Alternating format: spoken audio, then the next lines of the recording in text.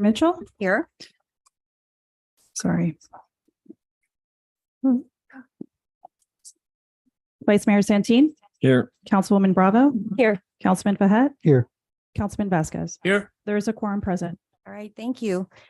Please rise if you're able and join us in the invocation by Councilman Victor Vasquez.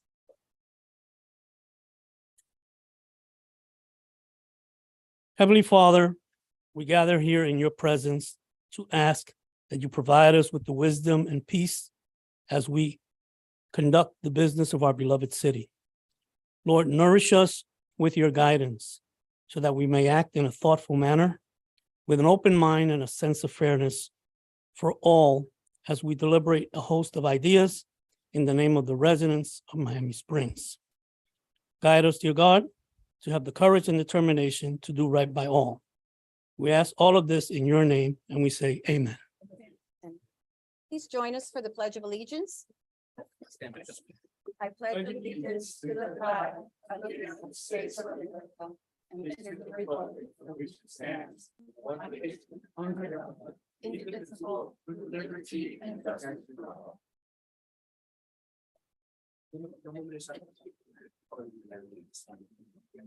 All right. Good evening, everyone, and welcome to our council meeting for September 25th. It's great to see so many faces here, and welcome to those that are joining us virtually. We'll get started with the agenda, and I think we have our city attorney. Something Yes. on that? Good evening, council. Today, we are requesting administrative deferral of item, 8C. We're requesting deferral specifically to the October 9th city council meeting, which would be at 7 p.m. at City Hall.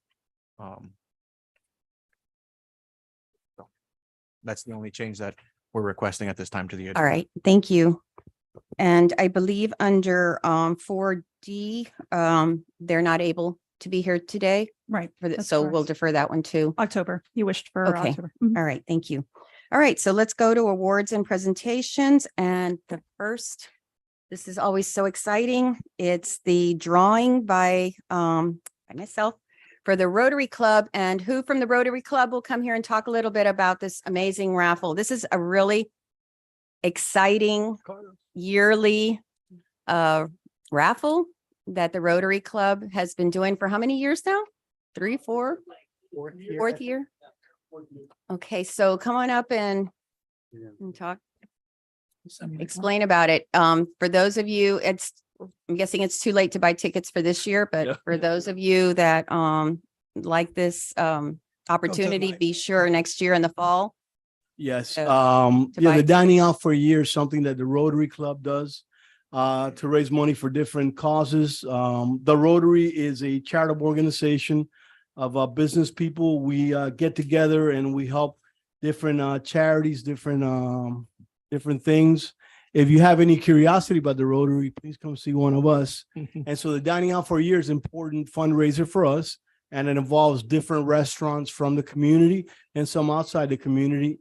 If you win the raffle, you get 12 different restaurants, 12 different places to go throughout the year. So hence dining out for a year. Thank you. And you get to pick when you want to go to them. Yes, ma'am. You can go at anytime. any time. Absolutely. Awesome. I'm sorry? The- Yeah, each Is it- ticket, each meal is valued at $50. Okay, and the tickets are $25 for the raffle, 25. and each meal is worth $50 at one of the 12 restaurants. So dining out it's a lot of fun, and you get to experience the restaurants in Miami Springs. So Yes, ma'am. wonderful cause. Thank you, and- Mayor. And I just want to mention, I know we have Rotary members here on the council. The Rotary Club is, I always say this, our civic clubs in our community just are jaw-dropping. They do so much for our community, but outside of our community, on the local level, on the state level, international level. So many charities that they fund, so many exciting, fun events, and the Rotary is one of them. And if anyone wants to be a Rotary member or just wants to get to know about it, they can go every Wednesday, right? You have luncheons Wednesday at 12 o'clock. at the country club. Just show up. You will be welcomed with open arms. to have lunch with them and just experience one of the meetings. And if you decide to be a member, it's a lifetime of fun and Carlos, good get back up here causes. for the raffle. Okay, so Shake it, shake it. The raffle. Are you gonna do a photo of it? Are you gonna do it? Steven? I'm gonna do to up draw front. it, Yeah, all right. Give it a good shake there. yeah, okay. Yeah, Let I me- think you need to keep an eye on her, Carlos. As I bought- Just one too. second. So let's all go there. So we'll take a photo with, who knows, the winner may be here as they've been in the past sometimes by coincidence.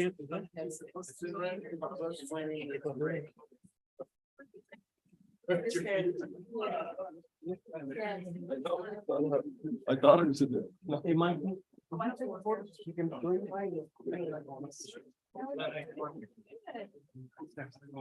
That's gonna cost me $25. So you can be in the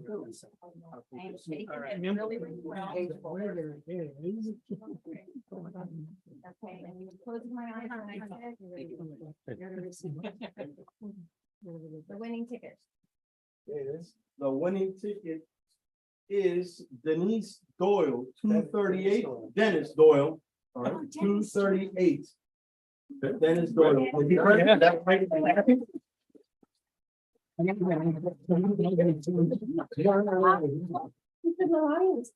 that was do over. Yeah, let's. Yes. Tammy's gonna take one. Sounds Hey, good. Tanner, Come here, Tanner, man. okay, and if you don't know Dennis Doyle, you might want to get to know him within this next year. Join them for Yeah, that's good. 12 different restaurants. Oh, I'm good, I'm good. Well, No, no, you're good, you're good. right, one.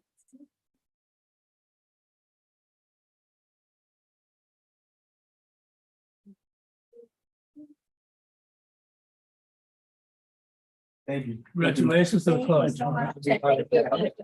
For everything you do for our community.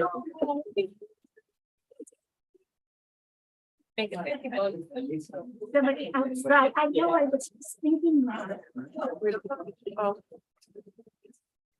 At least someone's. And is there a way that It's such a I guess good. like my daughter. is there any way to My daughter's name's all over, like, you win. Still looks kind of I know. like I if one know. of us wins, like. Something happened. don't need to go anymore down? Okay, so our next agenda item is this is really exciting too. We get to recognize the Miami Springs basketball team, and we have our recreation director, Omar Luna here, and our athletic supervisor, Marcus Martin.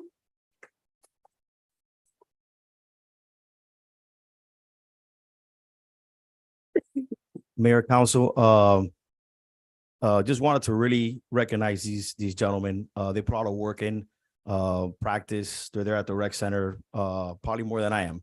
But they're there all the time playing basketball. And we worked with Hialeah to create an inner city basketball tournament. Myself, Marcus, and the staff from Hialeah, the recreation staff. And we decided to have these tournaments to create kind of what we grew up in, playing basketball, kind of intramurals, instead of playing like continuous travel ball and stuff like that. So the first one we played in, we didn't get to the championship, but the one that we hosted here in Springs, we won. And it was a great effort by the kids.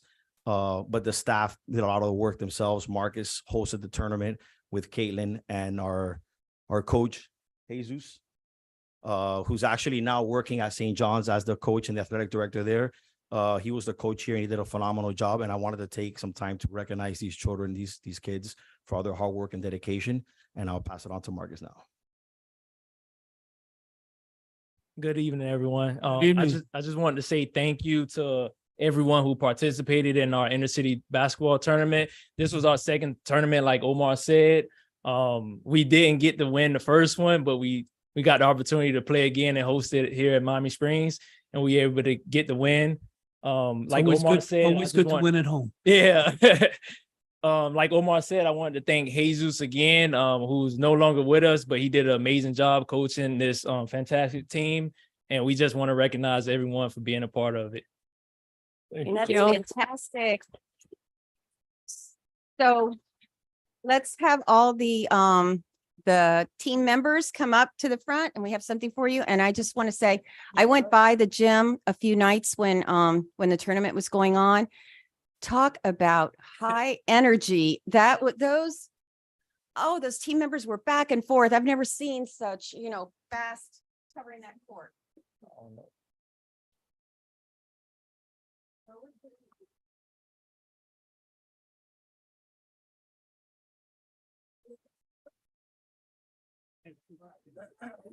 Let me know. You wanna pass them? I'll let Jesus do that. He's reading it. If you don't mind. These are for the kids. Those are like little certificates. You want to call them up? Yeah. You want to say? No. He's the man of many words. Come on over here, guys. Let's stand over here so we can see your faces. Yeah, it's open. Yeah. So, okay, so let me get the first one. Good evening. It's always a pleasure being around here. I want to recognize this amazing group of kids that I used to always be around. Now I'm no longer around them, but I'm still always around them, even though I'm not around. If that makes any sense.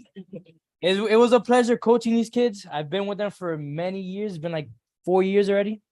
I've seen them grow up since they were 9, 10. Now they're 14, 15, young adults. And it was my pleasure, as well as I want to thank Marcus and Omar for giving me the opportunity to coach this amazing group of kids. The first one I want to congratulate is Sanfrey Sarante.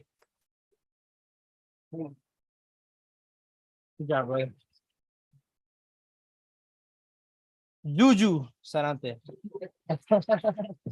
Yeah, brother. Next one is Andrew Hernandez.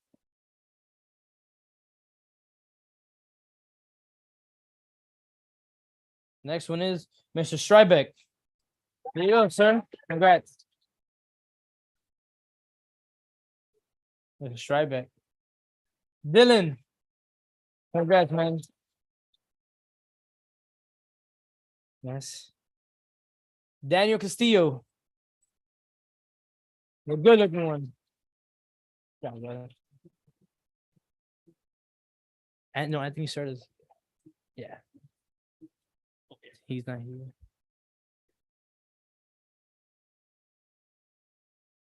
Mr. Smiley, come on. Anthony. Got it, brother. And Brandon Cabrera. Here you are, guys. Good job.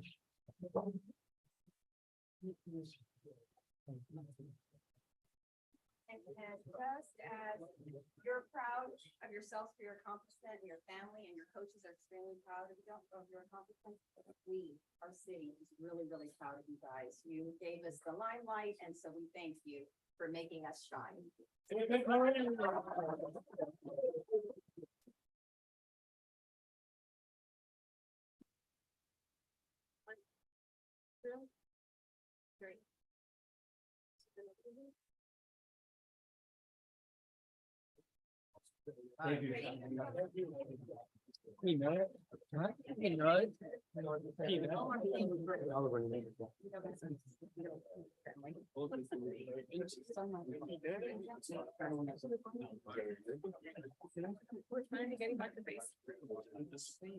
you so much. No problem. Okay, Councilman, maybe if you want to stay there a minute, I think we have in case.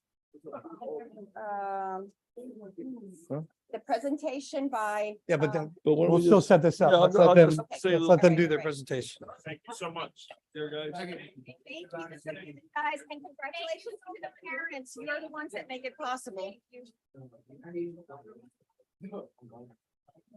All right, so our next agenda item is a presentation by Nicholas Acosta of the Miami Springs High School Aerospace Program. Yes, Didn't even know we had an aerospace Yeah. program at the high school. That's so Well, exciting. if I could say something, I guess. Mr. Nick, Acosta. Mr. Acosta and our principal of Miami Springs High School is here too, Nelson Gonzalez. We appreciate it because the efforts have been instrumental in getting this program back to Miami Springs High School. And I think what fitting our aviation city, right, to have a aerospace academy program instilled. So they were very instrumental on this part. So he's going to do a little presentation of what the whole program entails. All right, good evening, council, mayor, council, residents of Miami Springs. Really appreciate your time and allowing me to, talk about this great program. Miami Springs is an aviation city. Can everybody hear me? A little louder. Maybe Talk into the microphone. Get a little bit closer. All right, better? Yeah. Okay, perfect. All right, so good evening, everyone. Again, I just wanted to thank you for your time and, allowing me to come over here and talk to you about this great program.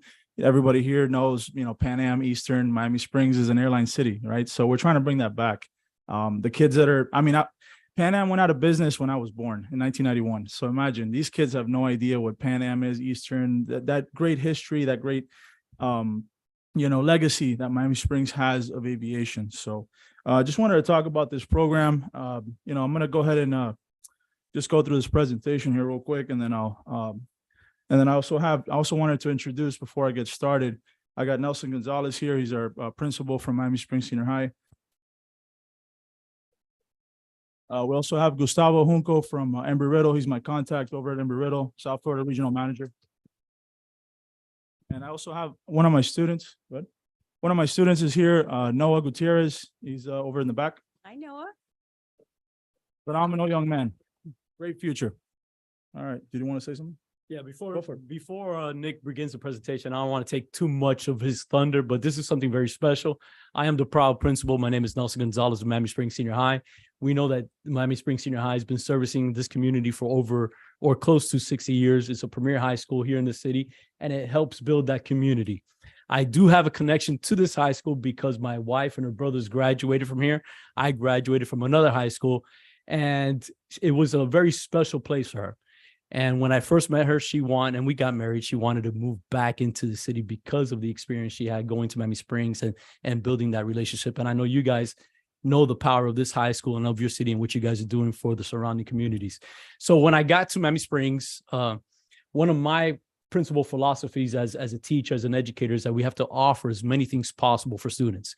You have to offer a wide range of academics, sports, and clubs, because you have to find a spot for each child so you can connect them to schools. So I did an assessment of our school. I saw what we had and the great things that were going on, and I saw some areas that I wanted to improve. I did not know my staff at all, and I was getting to know my staff.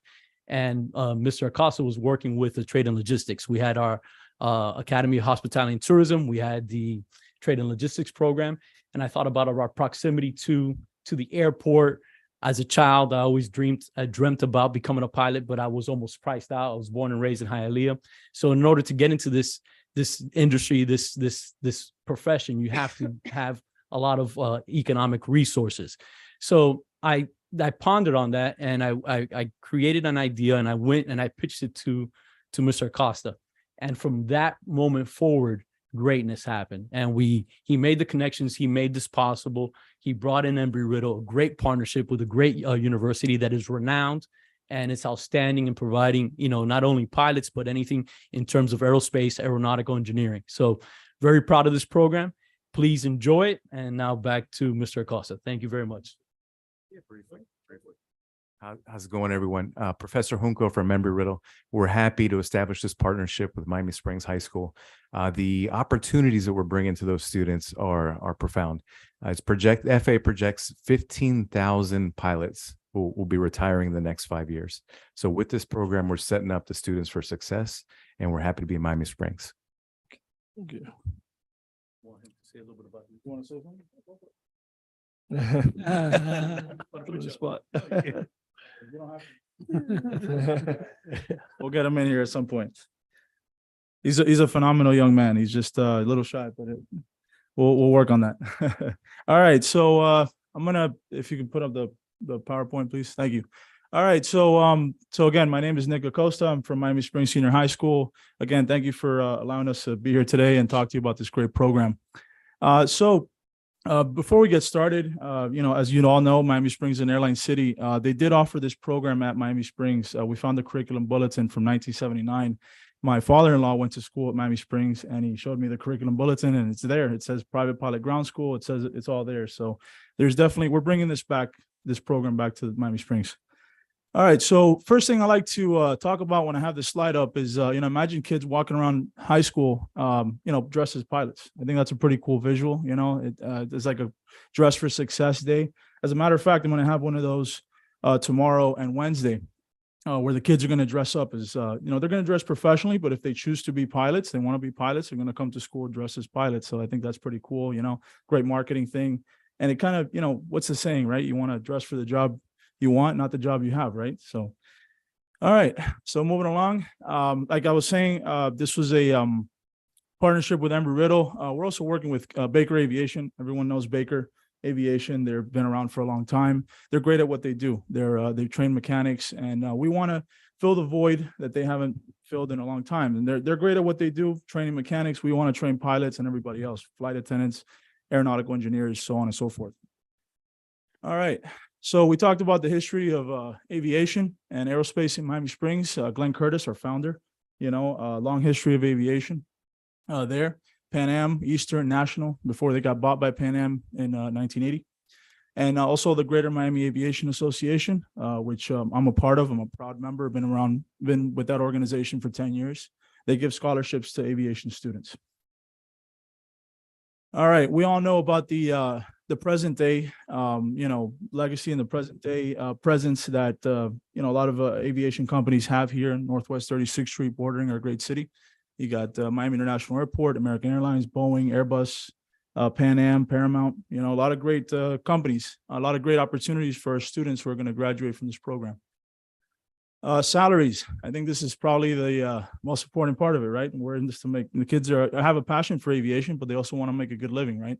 So airline captains are making phenomenal salaries. I mean, it's like doctor money nowadays. I mean, it always was good money, but now it's like on another level. It's really good money. So the kids they have a great career ahead of them. And then they can actually afford Miami Springs real estate. So they'll be able to get in contact with Charlie over there and buy some great property down here, right? All right. Okay, so this is kind of an overview on the program. We have, like I said before, it's a partnership with Embry-Riddle, Baker Aviation. We're working together on, we train pilots, they train mechanics, and then we collaborate on an engineering program because, we want to cover all the bases, not just pilots, right? We're going to make it a magnet. Currently, it's a choice program. We're working on making it a magnet. So it's just, it's a process, but we're working on that. 3 tracks: aviation, engineering, and aviation maintenance technology. The kids get 27 college credits of dual enrollment, and that's where Embry-Riddle comes in. I'm going to talk about the course breakdown in just a little bit. In terms of industry certifications, I'll talk about that as well in just a little bit as well. And also they get internships in the summer. So they get summer internships, and it's a great opportunity to get experience. I think having that education is great, but you definitely have to get that hands-on experience. All right, so this is the team. We got our instructor. I have a lot of experience in aviation myself, but this program calls for a person with certain credentials. Lieutenant Antonio Lewis is a lieutenant for the Hialeah Police Department. He was gracious enough to offer his time. He only teaches 1 class a day, but it really makes all the difference in the world because he has a master's degree and he has his certified flight instructor license. So he's able to teach the program, right? So that's the type of individual that you need. I'm working on my master's, so hopefully I can teach this course next year. I teach the high school kids. I don't teach the dual enrollment kids. And we'll get into that in just a second. As you met, Principal Gonzalez is here, and also Gustavo Junco, Professor Gustavo Junco from Embry-Riddle. These are the industry certifications that the kids get. So we train pilots, but we also train drone pilots, which is something I'm particularly proud of. It's given the times, there's great careers to become drone pilots. So these are some of the certifications that we give: the SUAS, VSO, and the federal license, the Part 107 license, which is a license you actually need to fly drones commercially. Also, the kids get an opportunity to test for the private pilot knowledge test, which is once they complete their ground school, they take the knowledge test, and then they can start their flight training, right? But that's optional in our program. In terms of engineering, that's where we collaborate with Baker Aviation. The kids get their FAA licenses, airframe power plant license. They get to choose. The idea behind the engineering program and working with Baker is that Baker is a conduit for the kids to be able to get practical experience. Because you have an engineering program, you teach a lot of theory, but when they go to Baker, they're able to pick one of the licenses. So for example, if they want to be an aeronautical engineer, they can get their airframe license, right? It makes sense. If you want an engineer to be able to design and fix the airplane, right? And the same thing with power plant license, right? So, and avionics as well. All right, partnership with Embry-Riddle is through the Gates Aerospace Institute. The Gates Aerospace Institute is it's a grant. It's a division of Embry-Riddle that's funded by a grant. It was started by Don Gates I think it was about 10, 15 years ago. And, it lends us instant credibility, gives us turnkey curriculum. They provide everything. We have the instructors who have the knowledge, but obviously, having that curriculum in your corner is game changer, right? All right. Just because we partner with Embry-Riddle doesn't mean we want to pigeonhole our students just to go to one institution. I'm a proud Embry-Riddle graduate, so it's the first school I thought of. But you want the kids to be able to choose their own path, right? So they can go to Embry-Riddle, they can go to Miami-Dade College, they can go to Florida Memorial. Wayman Aviation now has a college component. They're a flight school, but they also have you have an opportunity to get an associate degree in flight training in flight or aeronautics, and also Broward College. And these are just the local colleges and universities. They can really go anywhere with this program. All right, so this is the course breakdown. So as you can see, their freshman year, they're taking the three freshman courses, right? So you have the three different tracks. You got aviation, you got intro to space, which is something I'm particularly proud of. We're one of two schools in the state of Florida to offer that program. Hence the term aerospace. We didn't call it aviation, call it aerospace for a reason. We want to make sure we cover, all the different trajectories within the industry. Also, we're going to offer the unmanned aircraft systems course as a freshman course to kind of get them into it, So they take those three courses, and in essence, that's kind of like their proving ground to make sure that they're ready for this curriculum, and they're able to handle it. Because once they start their sophomore year, that's when they actually start the dual enrollment courses, and those are college courses. That's high level stuff, right? They're writing papers and just like they're in college, right? So they need to be able to handle that. All right. So as you can see, I'm not going to go through all the courses specifically, but you can see that we offer different courses in different facets of aviation, not just to, so they're not just pilots, right? Which is great if they want to be, right?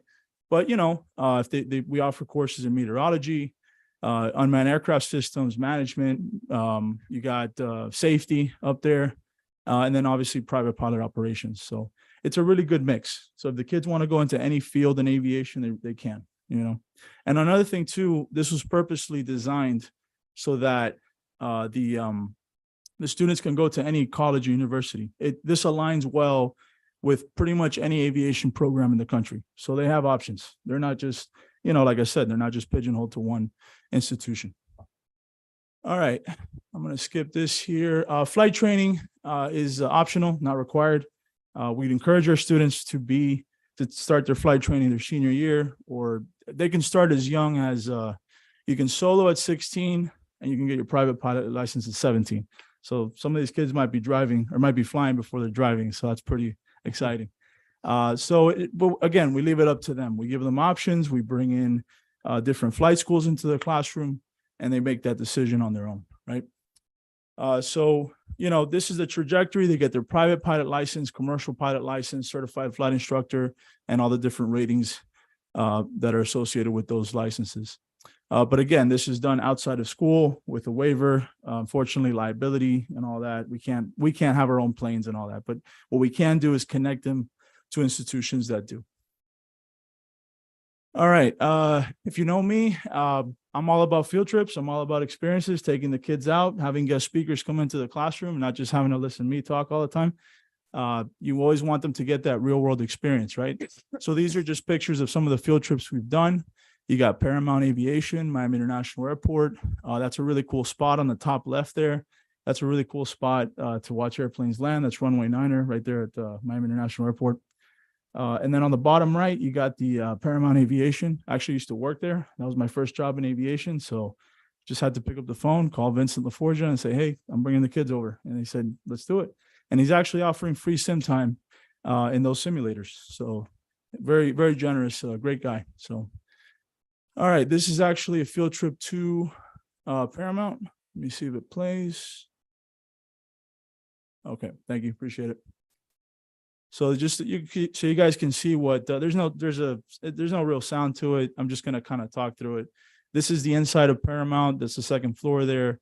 You're gonna see the flight simulators. I took a few of the kids last year just to kind of get them, into it and give them a preview of what they're gonna experience in the program.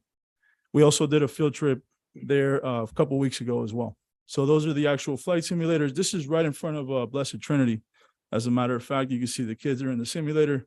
That's a Boeing 767 flight simulator. The kids were actually the first ones that actually flew in that sim. No one else had flown in that sim. It had just gotten certified, and our students were the first ones to fly it. In the captain's seat on the left is Kiara Hernandez. She is currently at Embry-Riddle. She's she's a great student, great kid, got her associate degree, and now she's in Daytona Beach at Embry-Riddle. She's going to be a pilot. So, great opportunities for these kids. I was talking about this earlier, dress up days, professional dress days. We're going to have these tomorrow and Wednesday at the school. The kids dress up, they come to school, they dress professionally. So they know when I say, hey, dress professionally, you know what I'm talking about, right? So this is something that we take very seriously. This is another great opportunity for the students. The American Airlines Cadet Academy. I really like this just because guarantees the students a job after graduation, right? I mean, you're asking us, the way you got to look at a pilot career is very similar to a career in medicine, right? You're asking them to spend $100,000 plus in loans, right? So to be able to guarantee them a job at the end of it is pretty powerful, if you ask me, right? So that's what this program does. We're working with American Airlines. It's a 3-year program. Just to kind of give you an idea in terms of the finances, the first year they're training, that's where the American Airlines gives them a loan for $100,000. They get all their licenses. They're not making any money because they're focused on getting their licenses, right? Then years 2 and 3, they're actually building hours, making about $50,000 a year as certified flight instructors. And then their 4th year is when they actually get into either Envoy, Piedmont, or PSA. Any one of these American Airlines is wholly owned subsidiaries. And that's where they start making $91 an hour, which is pretty good money. So I've considered a career change myself, but I don't know. We'll see. We'll see what happens. It's tough, it's tough out there, but I have a passion for it. I really enjoy working with these kids, and it's really rewarding. So as you can see, the salaries are exorbitant. I mean, and this is actually on the low end. Senior captains now are making anywhere from $550,000 to $600,000 a year. Correct, exactly. So they don't have to pay the loan until they start the program, until they're making the $91 an hour, which I think covers that payment and then some. This is a video of the first graduating class of American Airlines Cadet Academy. So just wanted to show you a couple of seconds of it. It's a very powerful program. This is in Dallas, Texas, which is American Airlines' headquarters. So, great opportunity. I mean, this changes lives. These folks are your regular working everyday people, and now they have a pilot career. They're going to go places. They're going to travel the world. It changes entire family trees. We're creating access. This is what we're doing, in our program.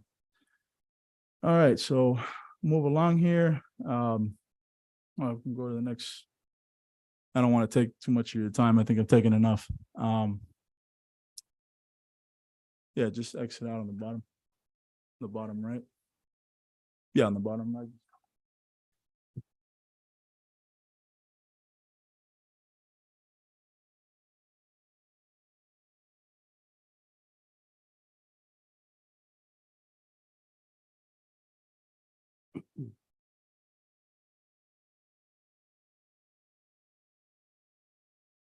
All right.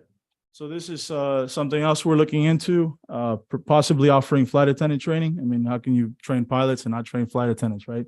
So we're working on this. This is something that potentially we can have soon. So just wanted to cover that, make sure that, you guys are aware that hopefully soon we can have this program up and running. Typically, airlines train their own flight attendants. So that's the challenge. We have to get this approved by the FAA and so on and so forth. But I think it'd be a great opportunity to cover the students that don't necessarily want to be pilots, right? All right, and here's my information. There's my email. Everything's there in case anybody's interested in learning more. please feel free to contact me at any time, to learn more about the program. Thank you. you. Thank you so much. Thank you for your time. Really appreciate it. I wanted, thank you.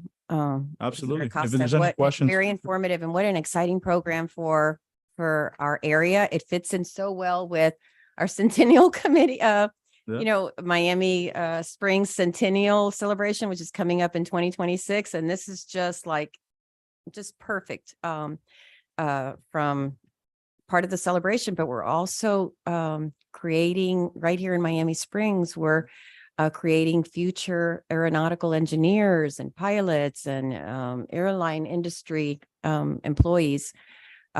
So we're really excited about this. I was going to ask you, if Sure. you haven't already done so, if you could, or Erica could reach out to you to make a presentation at our Educational Advisory Board. Be happy to do so. Because it's a really good fit for them to, that's a board, an advisory board that meets, I'm not sure, every other month or something, but it's to share information about all the schools in Miami Springs, Okay, the great. private schools and the public schools. So I think Be this happy to would do be it. very informative for them.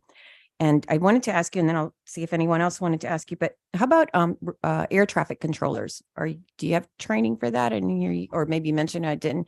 No, that's a great question. The thing about, we could do like a course, kind of like the flight attendant course. Air traffic control training is typically offered at the college level. It's a 2-year program. There's 3 ways to become an air traffic controller. You can be in the military, you can be off the street and just go to Oklahoma City, get your training done, and then become a controller. Or you can go the college route. And that's typically, again, that would be something that we'd have to work out with the FAA. It'd be something, the first of its kind, if we offered it. I think it'd be a, Curious. I was wondering if that was something also that was offered. I didn't hear it when you were. we could, you know what? It's actually not a bad idea. Maybe we can offer I it believe that through there's dual a enrollment or shortage something like of that. those too, and that's a good career for the ones, people that want to be involved in the industry but don't want to fly Sure. necessarily. And it's a great career. I mean, it's a very lucrative Yes, career, yes. pays very well. I mean, your and- commute and- would be fantastic from here to Miami International Right. Airport. So Mhm. I agree. We'll look into it, but thank you for the suggestion. No, wonderful. And I wanted to thank you and to thank Principal Gonzalez. You have just been, ever since you've been at the high school, you and Mr. Acosta, your passion just shines for education, but for Miami Springs Senior High to make it the very best possible experience and opportunities for our students here. So I'm very, very grateful for that. And I got to tell you, it shows. We're very impressed, and anything that we can do, anyone on the council that you feel we can do to help you, reach out to any one of us, or to our city clerk, city manager, we want to be part of it.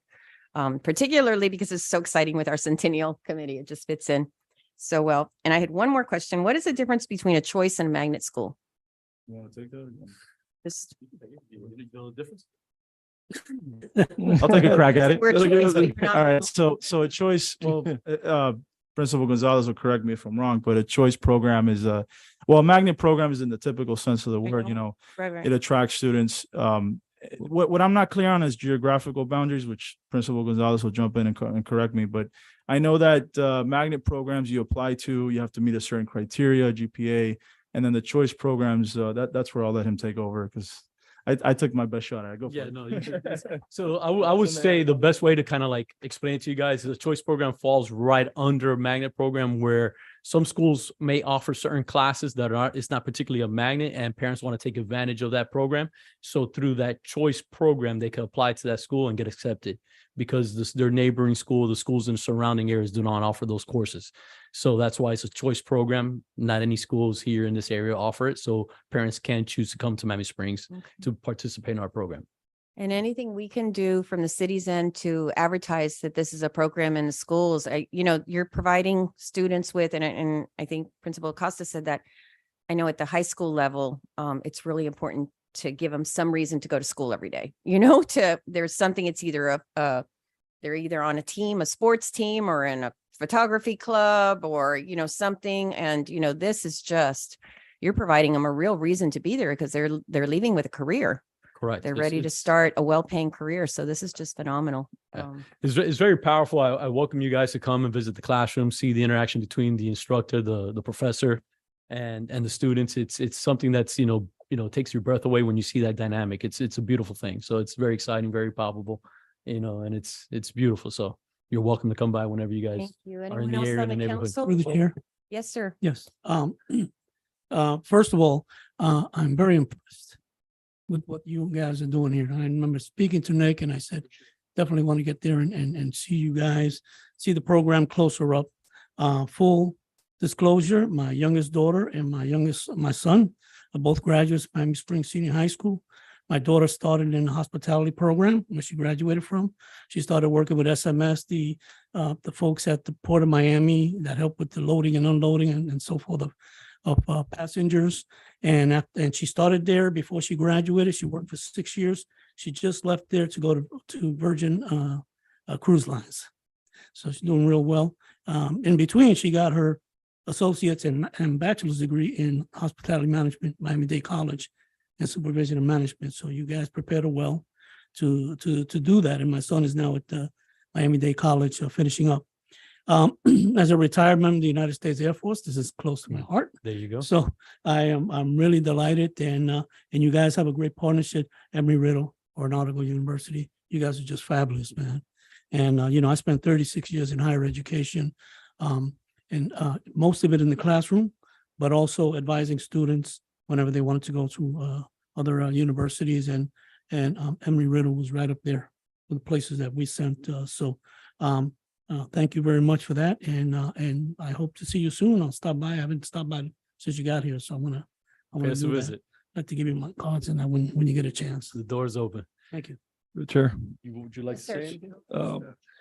Well, Nick, that's why I wanted him to come over and speak a little bit about the program, because ever since he definitely had the enthusiasm, and we thank the principal for kickstarting the program, and then of course getting associated with Embry-Riddle, Professor Junco, who's here, and because at the end of the day, this kind of just highlights the power of collaboration in education, right? And it helps all these kids really believe that they can, have their dreams come true at one time. So we thank you, especially in our city. That's I think it's like, Nick, you could correct me, right? But I think it's the capital training aviation training in the world.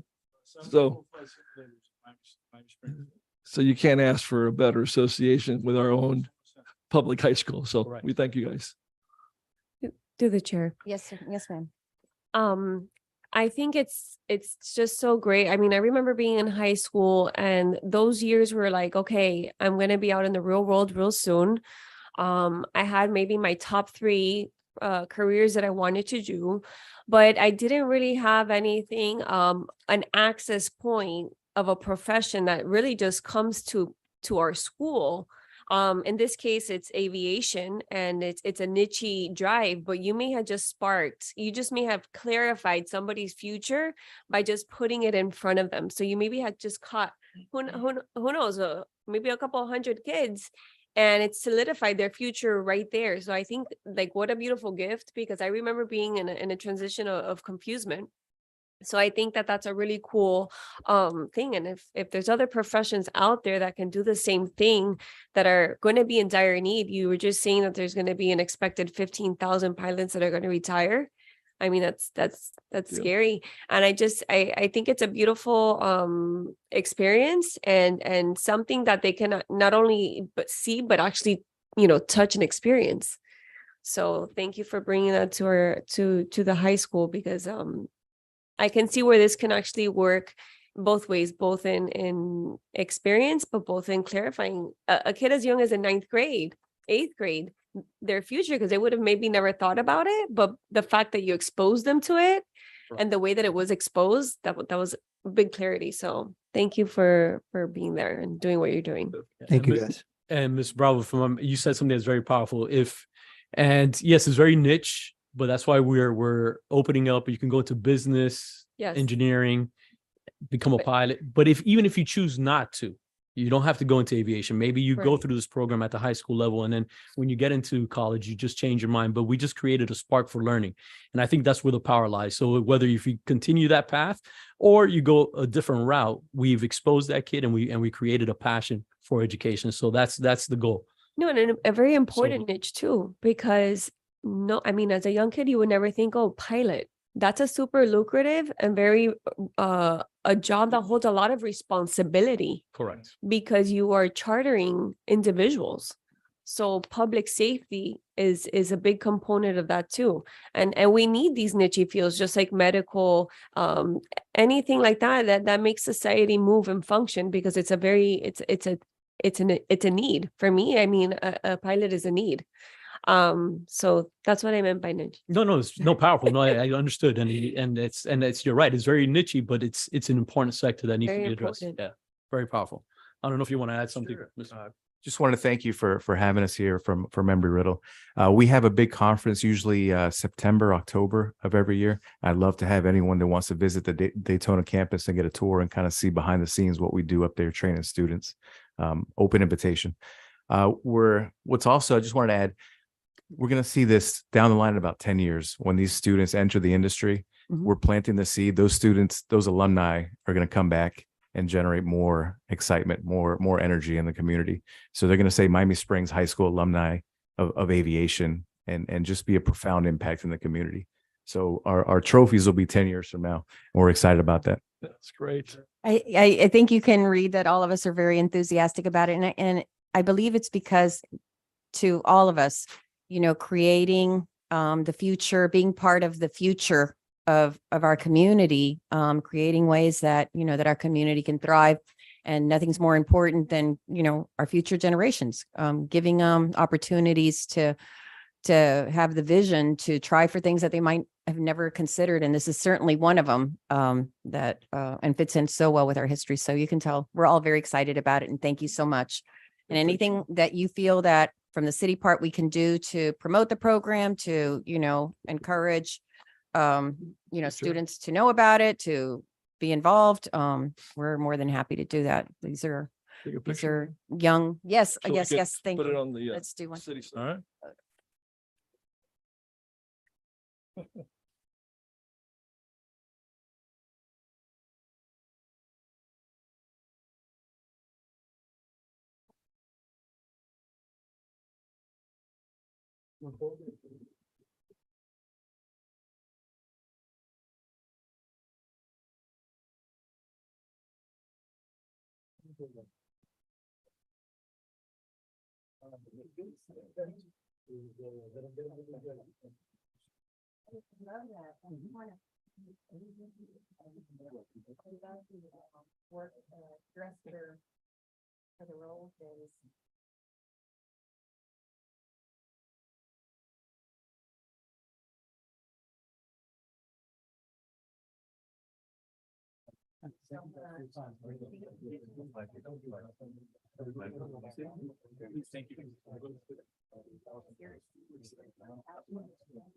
Pleasure, no problem.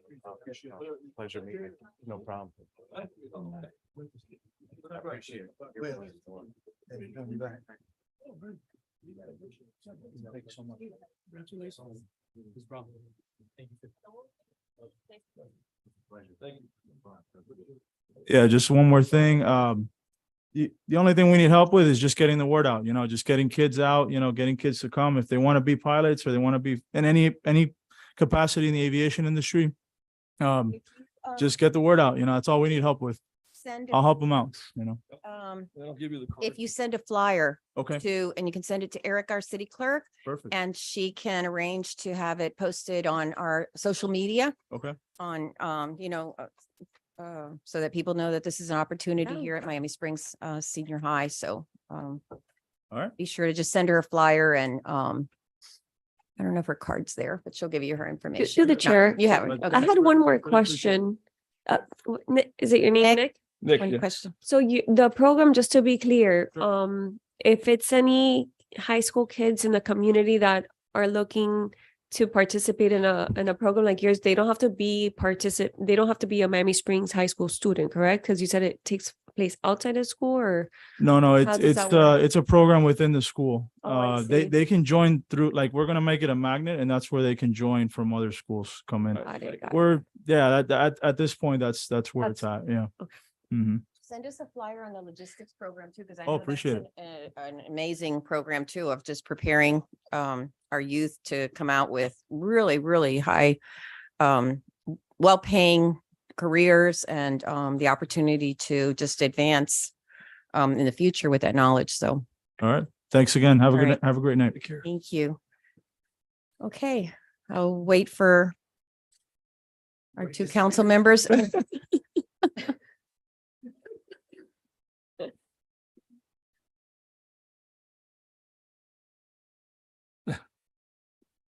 All by himself.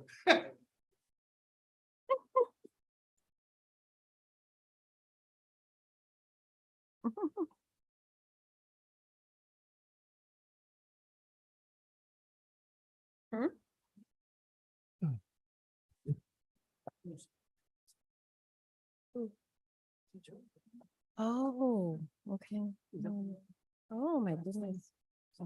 Yeah. Okay. All right, let's go to, we're going to go to open forum now, and we have two speakers signed up to speak at open forum. I just want to remind our speakers that open forum is a process where it literally is one-way communication. We're all ears. We're listening to you. You're addressing all of the council, the city manager, city attorney, all of our staff at once, and we are listening, but we don't respond. It's not an agenda item, okay? And I'd like to ask you to keep it to about 3 minutes. We've got two speakers, so about 3 minutes, please. So the first one is Dan Wells. Come on up.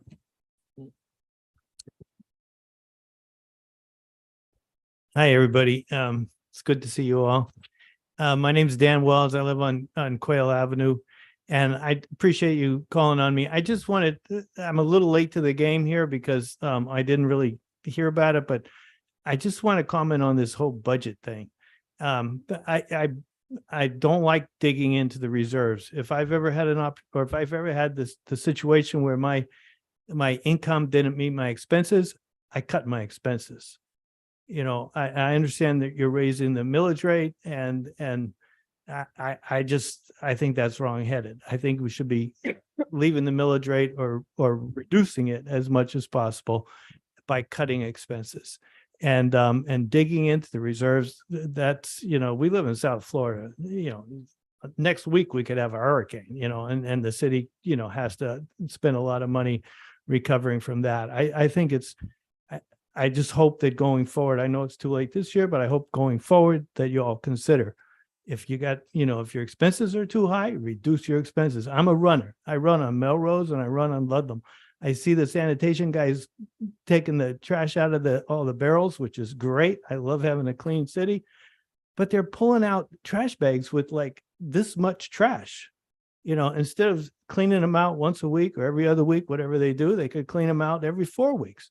I mean, it's just, it's way overkill. And that's, you know, that's a source of cutting the budget, or, you know, reducing the cost. Instead of going every week, go every 2 weeks or whatever. So there's ways to save money that aren't going to, you know, hurt the city that bad. And so I hope next year you consider that. Thank you. Thank you, Mr. Wells. Thank you. Okay, and then we have James Fulton.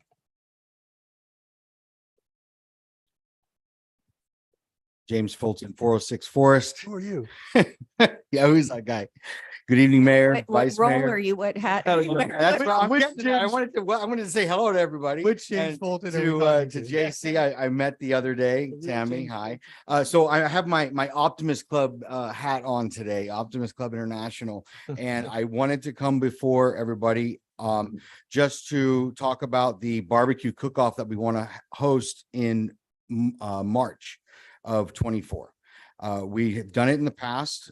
We've done it on the circle in the past. We haven't done it since COVID, and we want to bring it back. There are 3 weekends that I'm looking at in March. I talked to Ms. Romero, talked to Tammy, and we also spoke with Julie regarding just so we didn't conflict with the River Cities Festival. And she's doing that in April. So we're good for March, either the 6th. I'm sorry, the 9th, the 16th, or the 23rd. And I know I'm just at this point here to say hello, let you know what we're planning. If I can work with Tammy and with the manager, with JC, hopefully try to get the circle as we've used that venue in the past. And I have the application to submit all the paperwork. I'll be completing that this week and getting it in. And then I spoke with Miss Erica about trying to get on the official agenda for sometime in October. So that's all I wanted to say. And I'm Thank you. good evening, and I'll. Thank you. That's it. Thank you, Jim. All right, and all right. Thank you for everything you do in the community.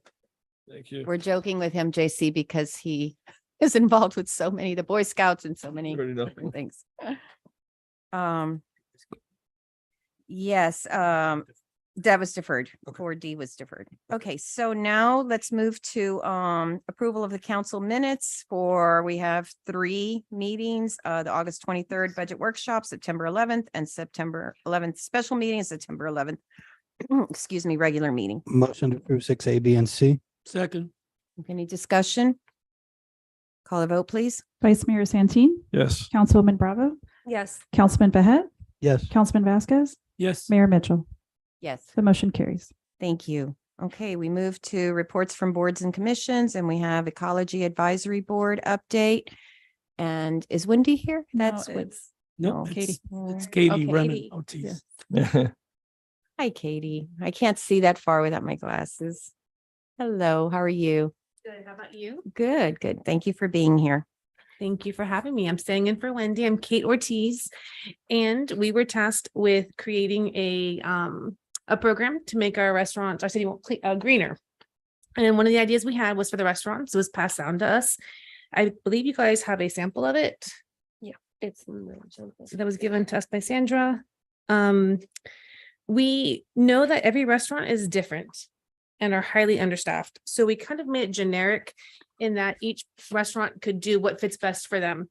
A Chinese restaurant is going to be different than like a pizza joint.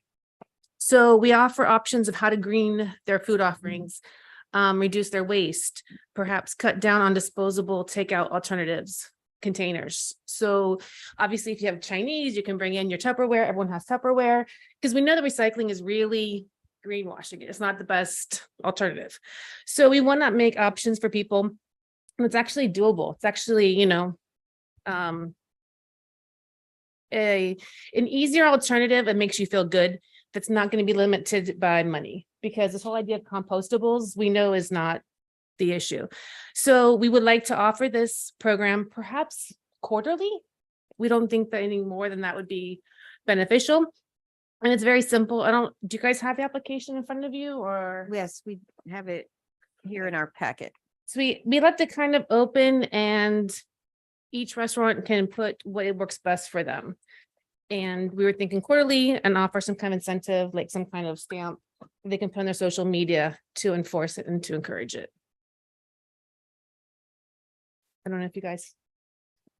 So Katie, they would apply to, can you tell us what they're applying for? The application? So it's Eco Restaurant of the Month. Okay. Okay, that was one of the options that was offered to us.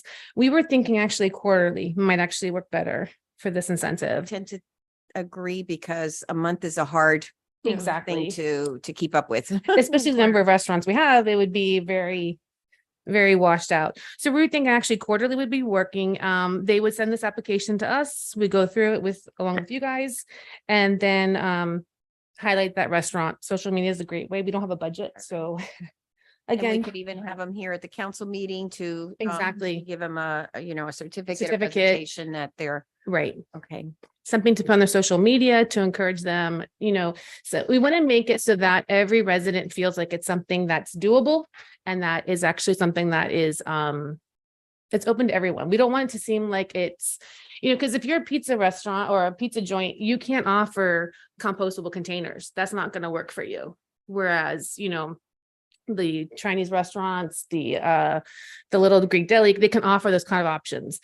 And all those things there are very generic, so that we can encourage it, because if we offer mandates, or if we, come down hard on them, people aren't going to be inspired or encouraged. So we want to kind of keep it generic for the restaurants. So that was the idea. Okay, wonderful. Sorry. Thank you, And Katie. I think this is a great start to Yes. start getting this. This is part of the environmental awareness resolution that we passed last Yes. year of trying to promote awareness throughout the community for Exactly. little ways that we can all be a little more sustainable. And everyone has their own, their own process of what they can do, what they feel is reasonable for them. What might be reasonable for me is too much trouble for someone else, but whatever you're doing might, I might think it's too much trouble, and it doesn't matter. It's more where we Exactly. can, that we're all making that effort, that we're all conscious of it. and Small that- changes, small changes. are Yes, what you and need. this is a Small great start of, changes. and it also allows us to acknowledge our restaurants, to bring them here and have them before the council and, feature them for the Exactly. quarter. So that sounds That wonderful. was our idea.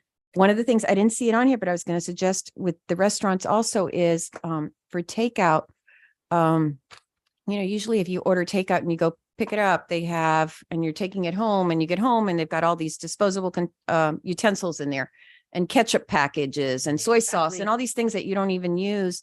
That Exactly. if they would ask, do you need that before they throw it in there, it would save that. And you tend to get it home. What are you going to do with all those Absolutely. ketchup containers and stuff? You throw them away. And it's a win-win. They save money. Money. I mean, styrofoam has gone up insanely. And so it helps their bottom dollar as well. If you can bring in, I mean, Harvest Meal was my favorite. I would ask them to put it in my own cup. Yes. So I could avoid the styrofoam cup. Saves them a couple cents, saves me, that feeling of contributing to a landfill somewhere. So those small changes, yeah. Whatever they can do. That sounds wonderful. Does anyone have any? Thank you. Yes, sir. First of all, I wanted to thank Katie because Katie is one of those volunteers who, when I came on council, was my nominee to the Education Advisory Board. She'd been on for a number of years, and then Ecology. but you were on the Education Advisory. No. Okay. But then you asked me to be on the ecology. Yeah. And I think that's, and appreciate, and then of course she's a teacher in Miami Springs Senior High School, taught my son Victor. So, and glad to see you back on your feet and you're strong again. So thank you for this presentation. Thank It's very important. We got to keep, encouraging is the word, right? Yes. The word encouraging. Exactly. Every now and then someone from the house picks up lunch at Milam's and they ask you if you want the Paper or the plastic. forks and all that. Say no, so just keep up the good work. Thank you. And I Small think, steps. and I've heard from some restaurants too, that they say, well, if they forget to ask and then the person gets, their package and they needed it, they're upset. So it takes both sides. We've got to make the customers aware that, the restaurants are asking this to be, to be sustainable, not to, be cheap, even though it helps them economically, but it's, and the customers have to be willing to, say, don't, I don't need the condiments. I don't, or to ask if I need utensils, or the utensils in there to make sure that they're there. It's a two-way street and of understanding and polite communication. And mindset. I mean, going into Milam's, how hard is it to carry in your bags with you, or just simply use your two hands?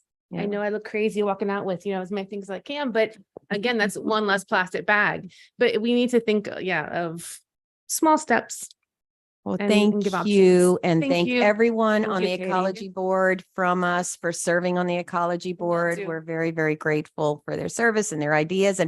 And I just wanted to mention also that just because we asked the Ecology Board to do this with the environmental awareness resolution, it doesn't limit you from the board from coming up with other projects, other ideas that you want to do. And, you reach out to us. We're Perfect. let us know of things that you'd like to implement or plans that you have, whatever. We're available to you. We are thinking about ideas for community gardens. And in particular, my favorite would be the senior center. Why don't we have raised beds so that we can help our senior citizens be involved, get their hands dirty, and that same food can go right back into their meals. So Good job. yes. I we think of will just ideas. mention and give this some thought. We have thought about community gardens in the past, and I'll leave it up to your club to figure this out. Somebody has to be in charge of it, Absolutely. and it can't be a city employee. That's You know, we can't have somebody from the rec center running the community garden. exactly. So that's always been the holdback, is it really needs to be one or two residents who take charge of it and are running it and are Exactly. responsible for it and are, you know, opening it, closing it, whatever. And Yeah. I think that that's always kind of been where the, you know, the city, we'd be more than willing to try to find a location for it, but the challenge is, you know, It's labor having intensive. You yes, need and it can't be, hiring. you know, the city staff, we just don't have the staff to run, Makes sense. or the knowledge, budget. you know, even the knowledge, the expertise, you know, somebody's tomatoes die on the vine and it's, you know, our poor rec employee staff, you know, who, you know, caused that. So, Okay, well, thank you very okay. much. for your So time. thank you so much. Okay, see ya. Really appreciate it. And thank the ecology board members again for us. Very appreciative. And I just wanted to mention to the council, my little part is these envelopes that I know you must get a ton of them like I do. I save them and I give them back to Erica. They've already got my name and everything on them. So she can, you know, I save a whole bunch and I give them back to her so she can just refill them and send them to me without using new ones. So if you can remember to do that, I think it makes it easier. I don't know what's easier for you to have to read the label or whatever, but it's Oh, we reuse them. We do. We use them over. it's Yeah. already got, you know, the name and everything Yeah. on there. Okay.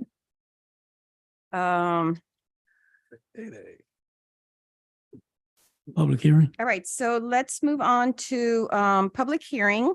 And now, Roger, we need to have a public hearing for each of these items separately or one? So, Mayor, members of the council, like last time, you can take both of these items up at the same time. I will read them now, and we can have public hearing comments from the public, you know, before you vote, or at the very big, or, you know, before discussion or after Mhm. discussion, but definitely before you vote. Okay, Public comment should be for both items. So I'll just read this real quick. This is a resolution of the mayor and city council of the city of Miami Springs, Florida, adopting the final millage rate for the fiscal year commencing October 1st, 2023 and ending September 30th, 2024, in the amount of 6.9900 mils, which is 12.07% higher than the rolled back rate of 6.2370 mils, announcing the percentage increase in property taxes and providing for an effective date. I'll also read the budget reso at this time.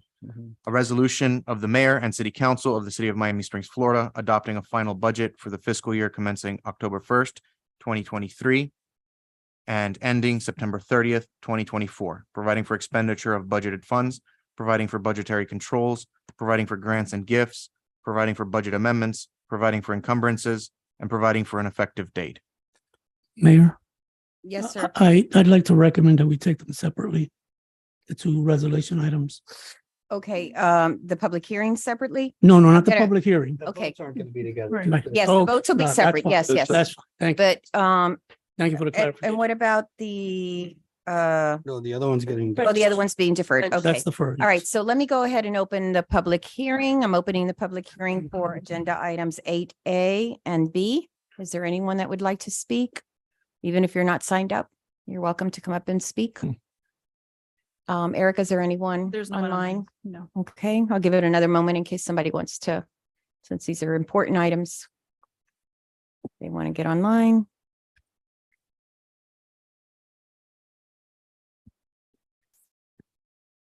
All right, I'll close the public hearing. Mayor, Chair? Yes, sir.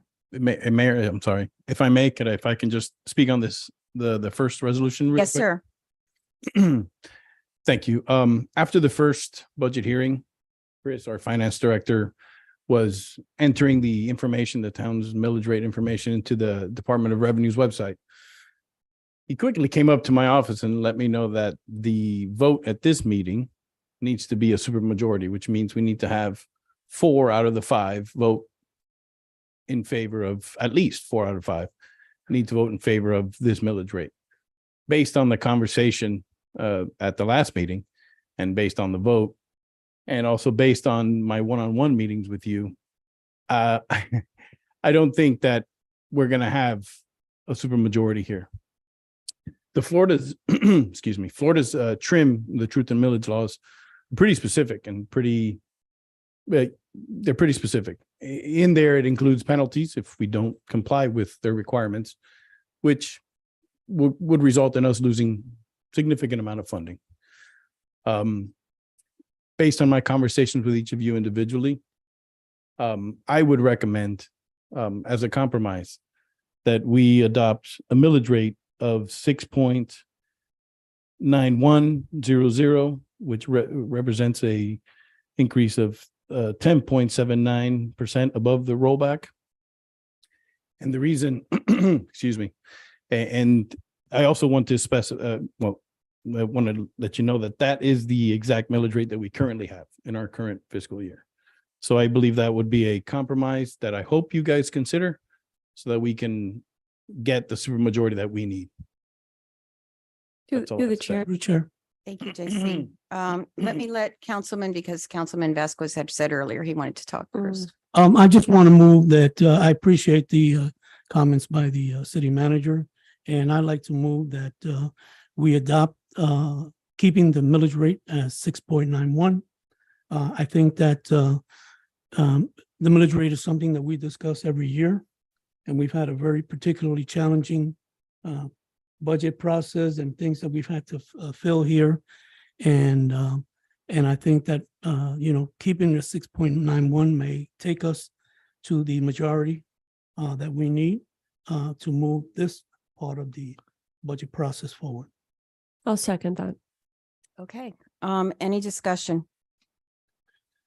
Through the chair, I just wanted to thank JC and Chris for sitting down with us individually. We made more sense of the numbers.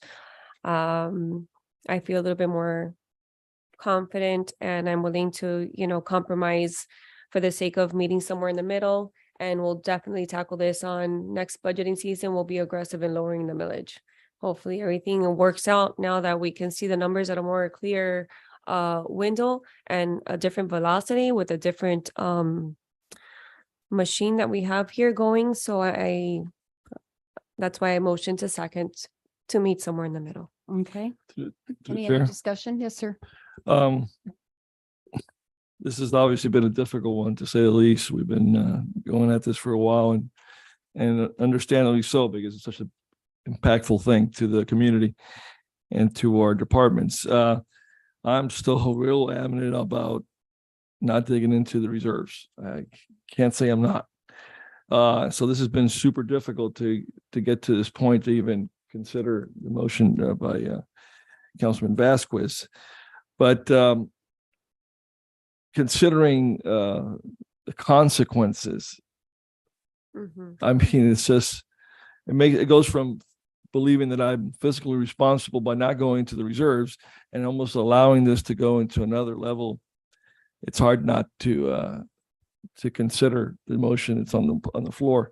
But the consequences are really deep, especially going back to the rollback. We're going to go even worse into the reserve. So saying all that, I'm in agreement that at the end of the day that we should try to come to a consensus on something that will not do even more damage to our community. Any other discussion? Sure. I Yes, sir. speak a little bit.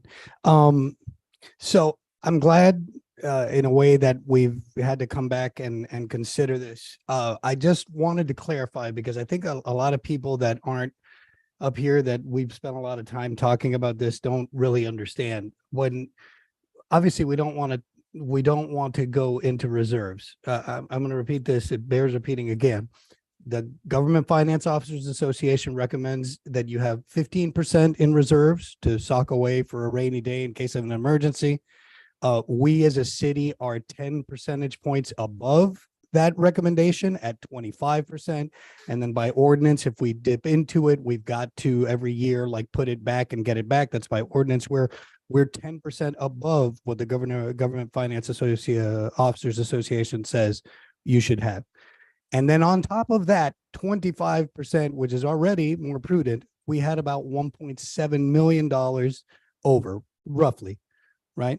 So, and that was overage because we've been socking away even more just in case, because we're talking about annexation. So we had 1.7 over. Now, when you have an overage like that, what do? Do you spend it all and get to the 25%? Like it's money you found in your pocket? Do you spend it all? Do you save it all and just be super, super, super prudent? Those are things to consider. Well, the first thing that came up is that our budget was 700,000 in the red, and that was a lean budget that that staff put together. But because we had now have two positions, a finance director and a city manager, that was more expensive. And also we talked about that insurance costs had gone up because of the storms. So already of that 1.7 million over the 25%, we took 700 to balance the budget because we're not the federal government. We actually have to have a balanced budget. So we balanced it. So we had already taken from reserves. And then after that, we went through the wish list, which it really wasn't a wish list, right? Because our budget was so lean that there were things that were actual operational expenses that were on the wish list. And we got 543,000 of what was left. We had 1.7. We took 700,000 to balance the budget. So now we're at 1. All that came out of reserves. We made that decision. It was necessary. We're on board. We spent another 540 something $1,000 getting other things, a new officer, a pool pump for the pool, a vehicle for Parks and Rec, a vehicle for Public Works. We spent another 500,000 plus. Okay, so then now we're down to 500 in overage. All that came out of reserves. My only point, and I think also, my reading was that the mayor and I were the only two that said, okay, so now we balanced the budget off of the reserves. We got $500,000 of wish list items out of the reserves. Then it was time to decide on the millage rate.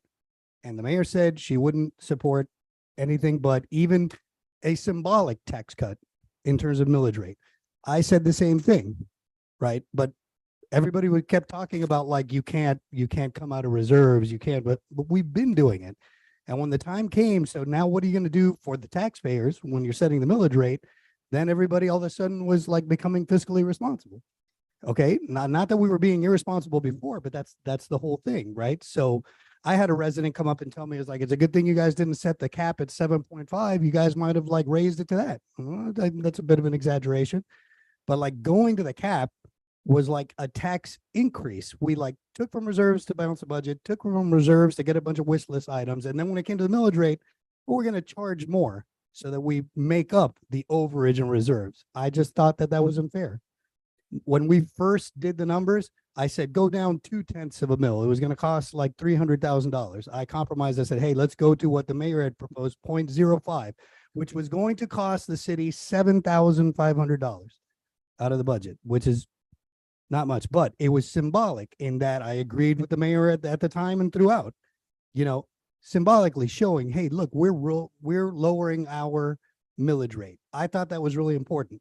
So that's why I said, hey, let's do 0.05, just so that, we could say we did something, right? So, but we got voted down. It was 3-2.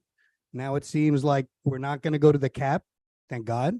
And we're considering 6.91, which is the current. I guess I see that as I had gone from lower it a lot, and maybe that was too much, right? To 0.05. I'm okay with 6.91. We're standing pat, even though with increased assessments, you're going to be paying more even at 6.91 in millage.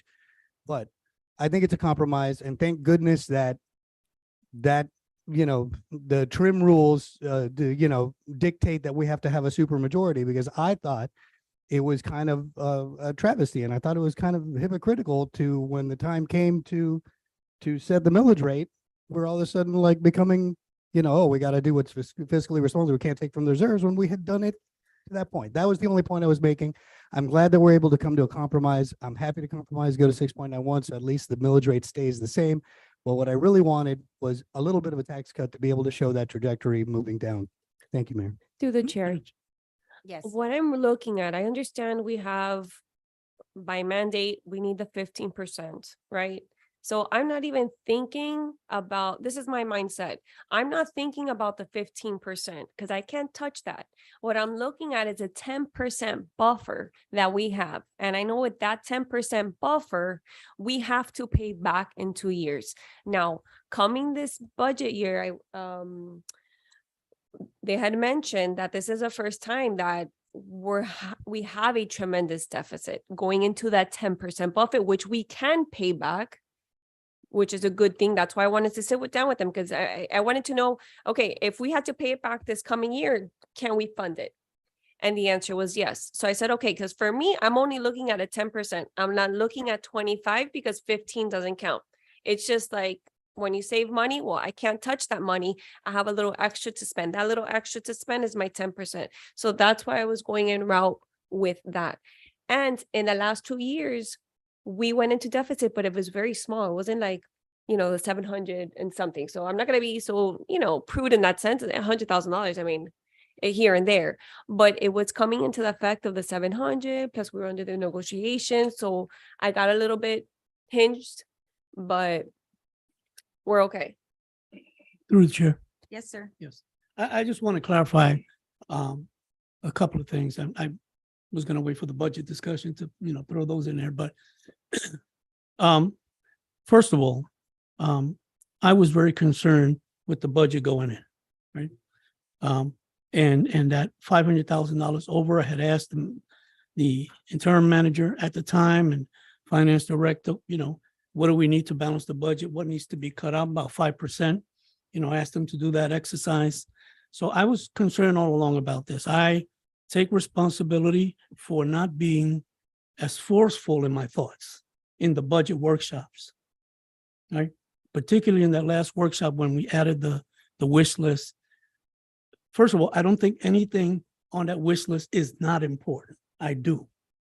But I don't think we could afford it at this moment. I think I should have been more forceful. I think that the CGA is an absolute necessity because we have to invest long-term, and the other items we could, defer to next year. My point is this. We always need to have a balanced budget, right? So as council, I'm totally in agreement with that. And I think that right now, and I'm hoping that picture changes, but you never know, right? You never know. We're going to talk about the insurance costs and all that and what changes that may come next year or not. I'm not a person to really, be out there campaigning and increase the millage rate. We've been trying to reduce it, hoping that we could get the annexation. Well, that didn't work. And so the picture that I see is right now as things stand, right? And if the budget is approved on the second reading, it's going to be over $1 million out of the reserves. Right? Am I correct in this, Chris? No, just a little over $1 million. Okay. And that brings down that percentage quite a bit. But point being is that we need to really look at our expenditures and our revenue. We are going, with CGA, we're going to work, and I think we're going to have some success, particularly in the Abraham track and some other things. That's money that's going to come down, 3-5 years from now. We're going to get a little bit more in the budget in terms of One Curtis Parkway and other properties and adjustments. But and I've had conversations with the manager about this, moving forward.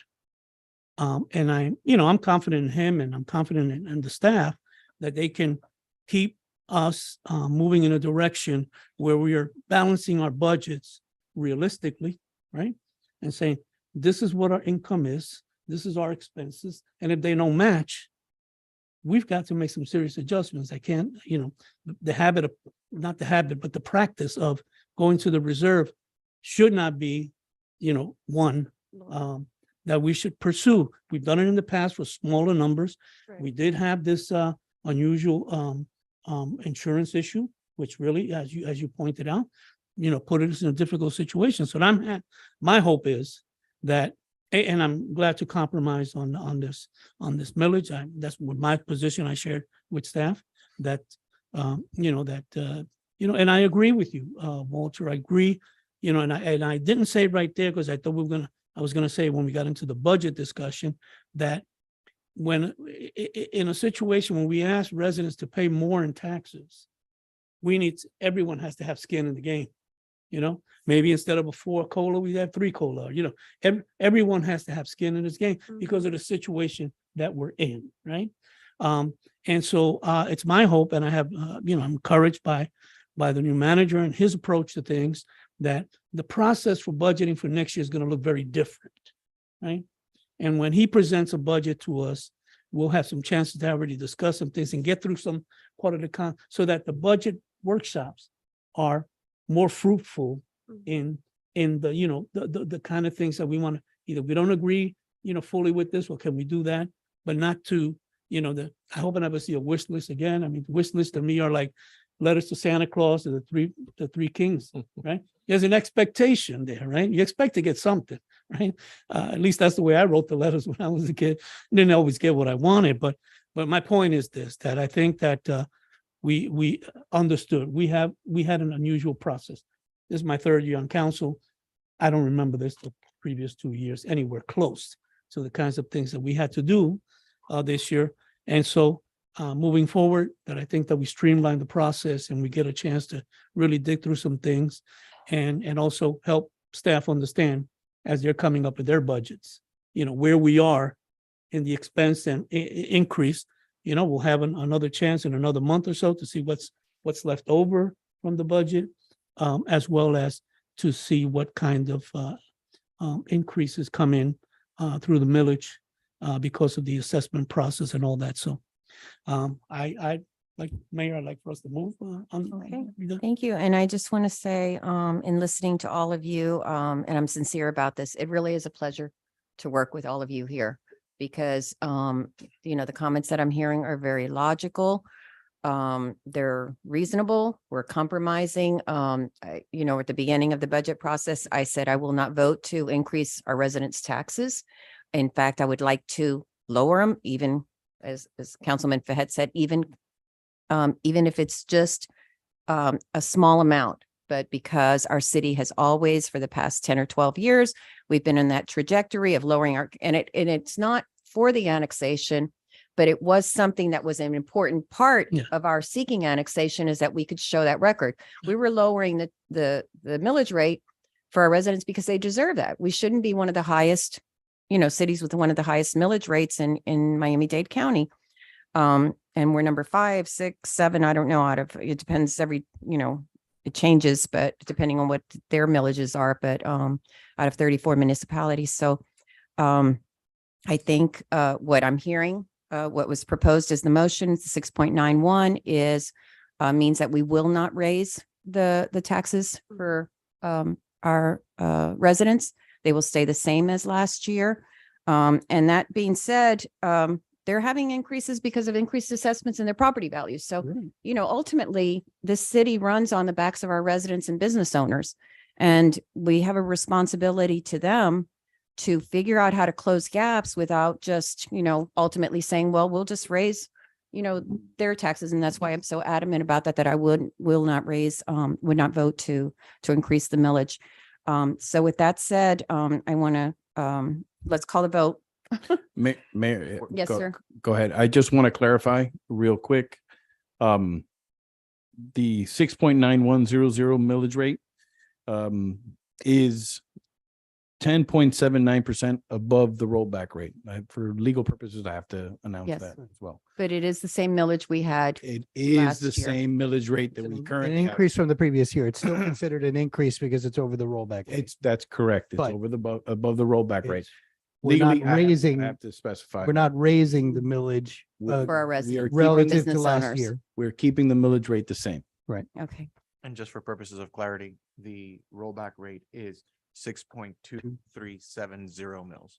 That's the Which- rollback rate. Which JC just mentioned that it's JC, the 10% figure. what was Yeah, it again? 10.79% above the rollback. Okay, but let's be clear, the vote that we're going to take right now is the vote to keep the millage at 6.91, which is the same millage that we had last year, which means that we will not be increasing the millage rate, the taxes for our residents or business owners. So with that said, call the vote, please. Vice Mayor Santin, Yes. Councilwoman Bravo, Yes. Councilman Behet, Yes. Councilman Vasquez. Yes. Mayor Mitchell. Yes. The motion carries. Okay, and thank you again. I think we've all had to compromise a little bit to get there, but we're all doing what we believe is in the best interest of our residents and Still voting on community. the budget. Yes, so now we'll have the next resolution will be 8B. Do I have a motion for that? And what we could do, I'm guessing that I'm anticipating that we have a lot of discussion on this. So Roger, what do you suggest? Should we have a motion and a second and then discuss it, or should we discuss it before the motion?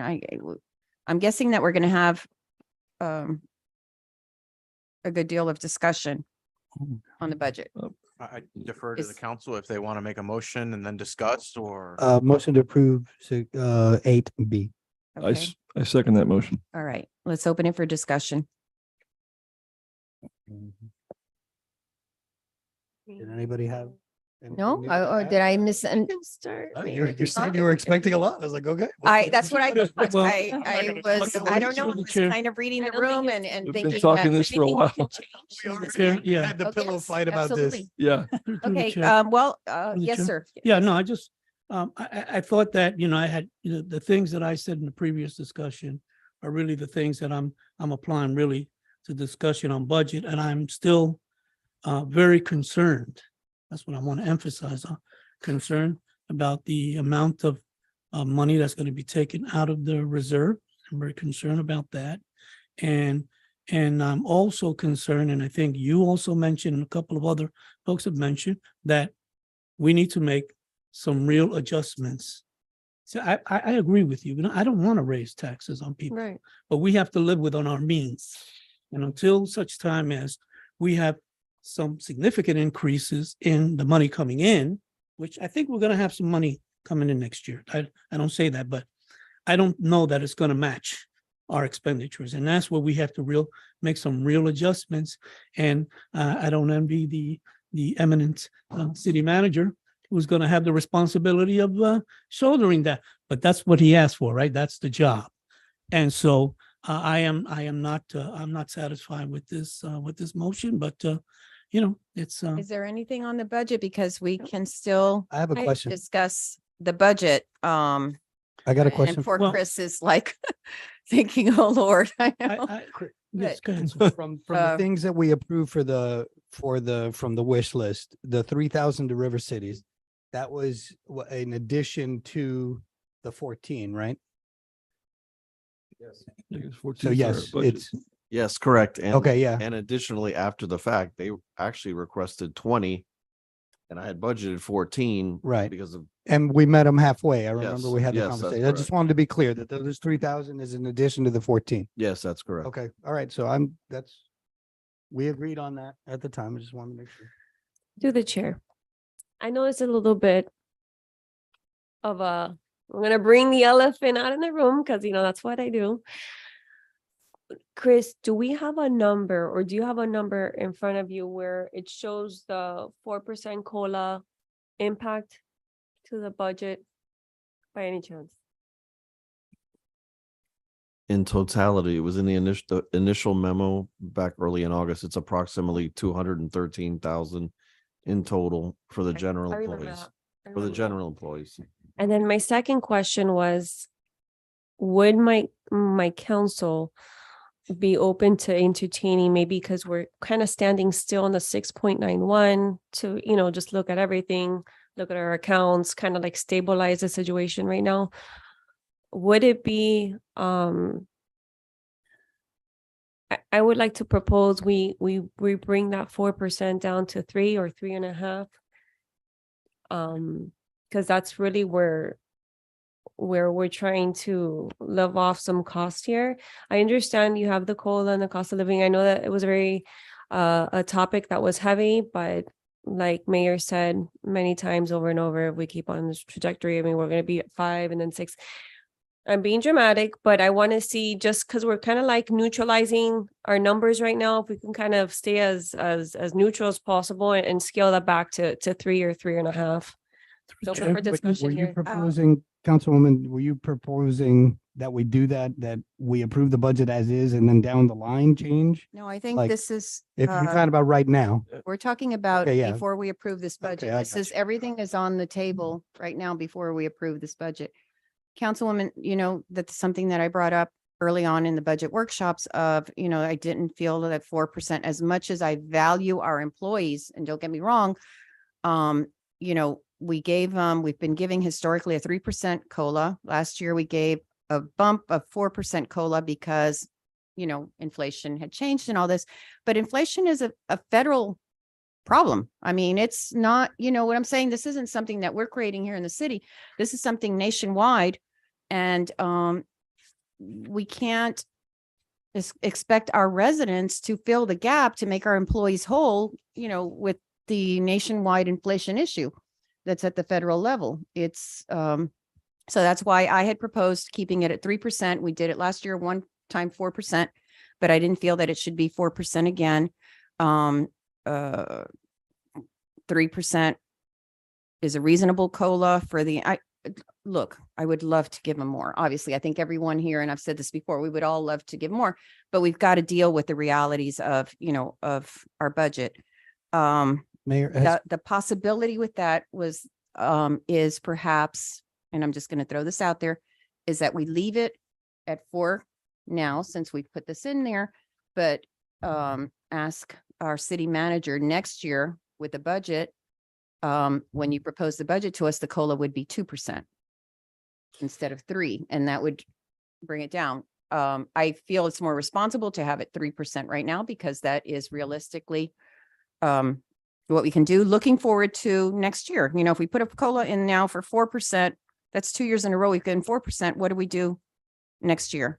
The other item too that I would like to discuss, just to bring up for consideration in the budget, which as much as I would like to fund it, I don't think we can fund a new police officer, an additional police officer, with the cost of a vehicle and all of those expenses.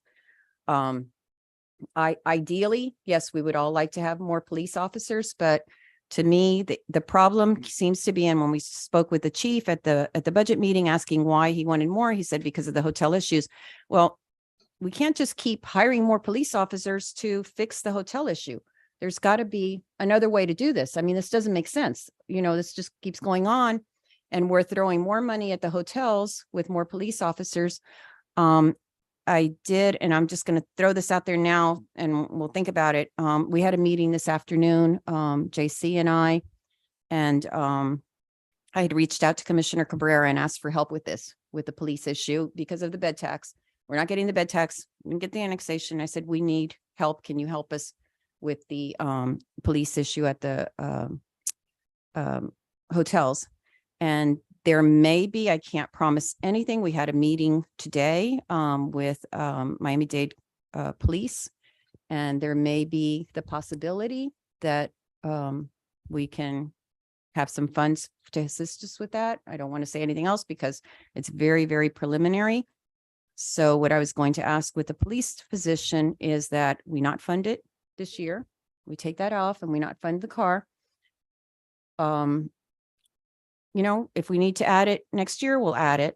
But right now, I think that's a really big expense. And then what happens, remember that if we fund a new police officer in a car right now, we have to fund that next year.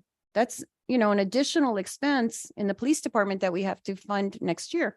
This is a really huge expense. Mayor? So, I'm sorry, go ahead. Yes, sir. Okay, so a question first, Chris, would you happen to know the cost savings from going to 4% to 3% for this budget? Oh, 50,000. Approximately It's approximately $50,000. There's a FICA Yeah, no, calculation. There's gonna be FICA expense that gets adjusted based on that. I get it. Pension expense across every employee gets adjusted based on that. So it's Right. around 50,000 plus FICA plus Okay. pension savings. All right, thank you. So just my opinion. I could be wrong. I'm wrong often. Just ask my wife. I think that for $50,000, I think going back and lowering what we had already kind of in principle, including first reading, approved as a COLA, I think is not worth the $50,000 in savings, particularly with some of the numbers that we're talking about and changes. I also I think that, you know, it should just because you get a certain COLA this year, I think that everybody just needs to understand that you may not get it. You know, there have been times that things were tough that we've tried to help, and there are times that we had to get lower. I'm always reluctant to reopen the patient and start with surgery again after we already like did sutures and like we finished the surgery. The other thing is, I think that having an officer, an additional officer is helpful. I talked to a lot of the officers. It's necessary. They asked for 5. As a matter of fact, during our budget meetings, there were people on this council that were saying, give them all 5, which would have been $2 million towards our budget, right? But I think Being pragmatic. the one, I think, is all we could do, but I think it was done in good faith. And we did all the numbers to make sure there weren't hidden costs. I think it's important to have an additional officer because it helps, because I do think that they're very stressed out. And I think a lot of people kind of felt that. And I know that that doesn't necessarily mean that, it's the right, it absolutely is unquestionable that we need an extra officer. But I think anybody, if you ask anybody in the police department, they'll tell you that they need it. I think residents feel like having an extra officer. We even had the conversation. Their wish list had like lieutenants and, not just patrolmen. And we said, hey, let's get one officer and let's get a patrol officer. Somebody that's going to be another set of hands and eyes and ears on the streets. So just my point of view, I think that we should keep the officer that we funded in this budget. And I think that lowering the COLA, across all the general employees, that JC had even mentioned, like we should do a study of wage. I think some people would be surprised that maybe some of our general employees don't make what their counterparts make in other cities. I think that to save 50 grand, I say we leave it the way it is. And then we've already all committed ourselves that obviously our new city manager got in late in the game. Next year is a new year and we're going to attack it going forward from here. But I really think that we nailed the millage with 6.91, great compromise. I think the patient is in ICU. I don't think that we should open this patient back up and start. Do the fiddle chair, with things. do the chair. The $50,000 is a reduction in benefits, but the impact on salaries is 213,000. So I think the 213,000 outweighs that, right? No. What is this 213,000?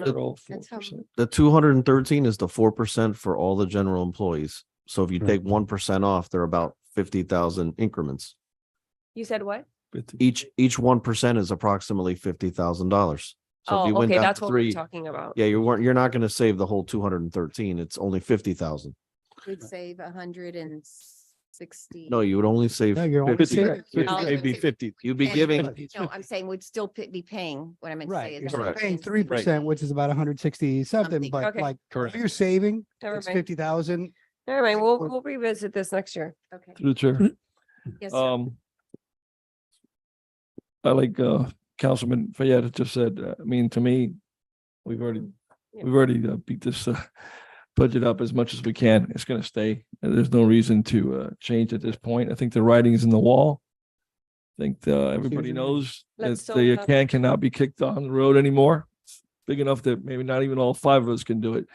In reference to the police, I think that yes, we're going to try to do our best to try to improve an area that is obviously taking our police from. That's the thing.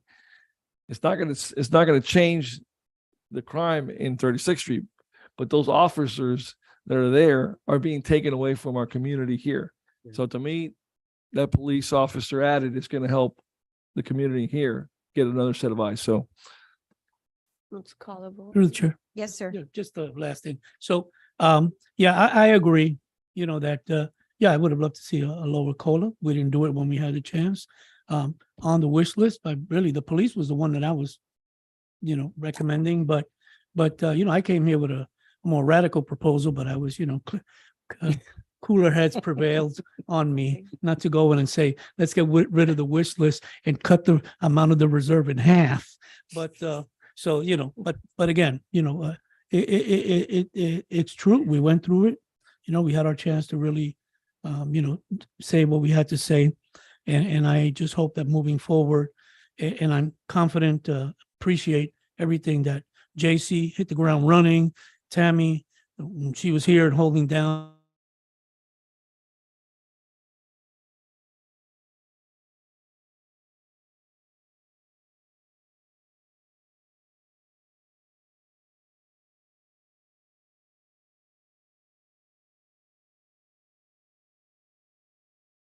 However, you made a point, Mayor, when I was an employee, COLA, I got 1.5, I was happy too, but sometimes we got 1, depending on things were going.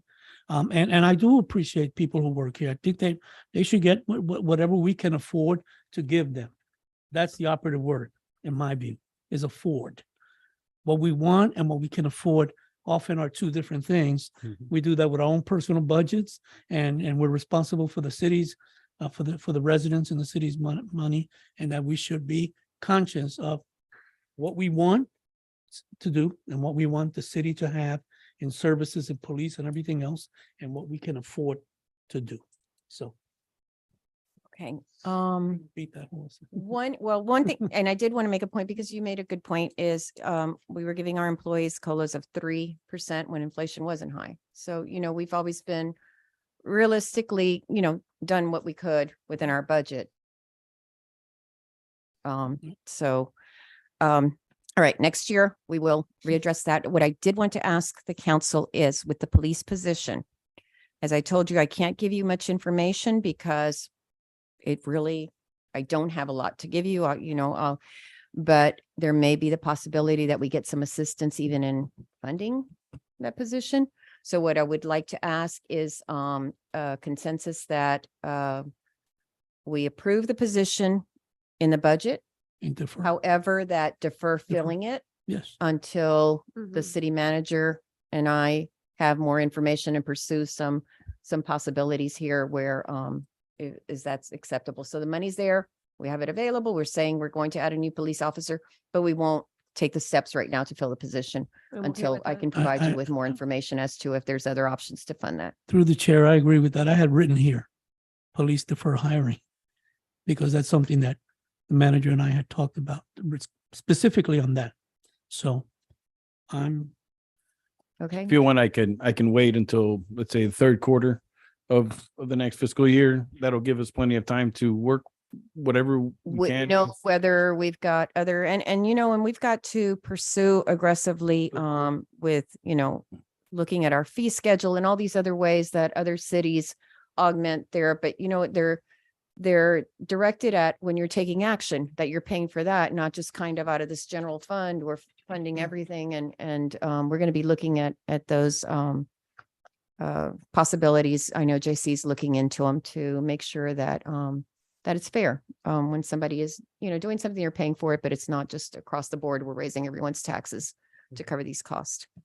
Okay, with that said, any more discussion? Call the vote, please. Wait, Thanks. hold on a second. I'd like to Oh, see, yes, sir. we need clarification as to where we are. You had made mention about lowering the COLA if it's going to stay the We're going same. to if- leave it. My understanding is the consensus is leave it the same. Leave it the same. Next year, JC, when you present the budget, Perfect. I would like to ask that you start at 2%. We I can got always increase it, but that's what we should see. And I think what happened this year is when it was presented to us, the budget workshop is already at 4. And it's harder to cut back once it's already there. So Perfect. let's start at 2, given that this year we're at 4, can always be increased, but that's, the starting point. Through the Okay. chair. Go ahead. I think we gotta wait to the budget. Even putting a 2%. No, I would love to tell you. just a that's- request. No, I That's got you, not but I'm thinking anything- that I will the take care writing's of in the that. wall. Yes. I'll take care of that.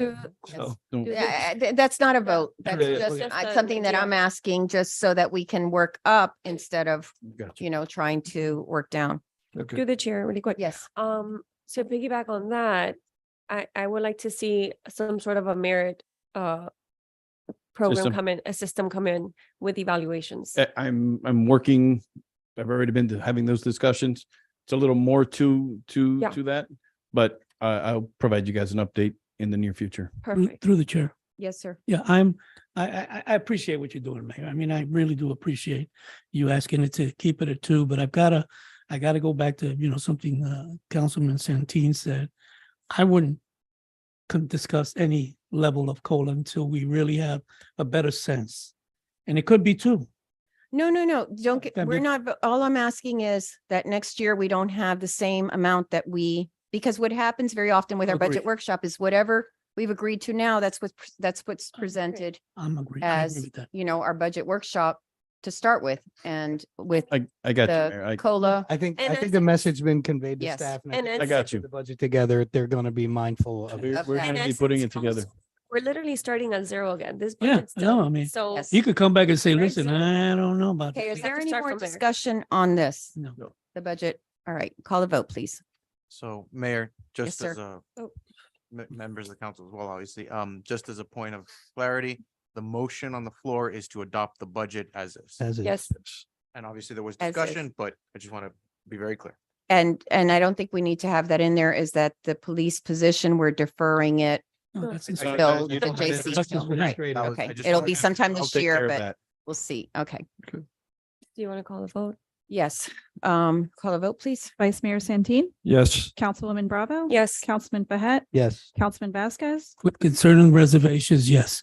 Mayor Mitchell, Yes. with the motion carries. All right, thank you. And again, it really is a pleasure working with y'all and with our city staff, I think obviously, these are difficult decisions, but I think all of us feel comfortable in saying what we'd like to put out there for discussion, for consideration, and I appreciate that a lot. And Mayor, if I may, just for clarity, I just want to clarify for item 8C, for anyone who might be watching at home, at the very beginning of this meeting, when we were setting the agenda, we did request an administrative deferral, and the item was deferred to the October 9th meeting at 7 PM at City Hall. Okay. For sec. Thank you, Roger. All right, so then we move to the consent agenda. Does anybody have any item they wish to pull from the consent agenda for discussion? I'd like to move, we approve A, B, C, D, and E. I'll second that. Any discussion? No, it's Call a the vote, separate. please. Vice Mayor Santin, Yes. Councilwoman Bravo, Yes. Councilman Behet, Yes. Councilman Vasquez. Yes. Mayor Mitchell, Yes, the motion carries. thank you.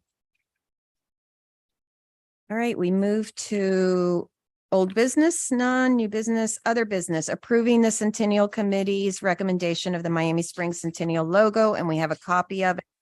It's the last page in our agenda. Yes. Is there somebody here from Mikey's from the Centennial Committee? Come on up. Tua. We don't have the.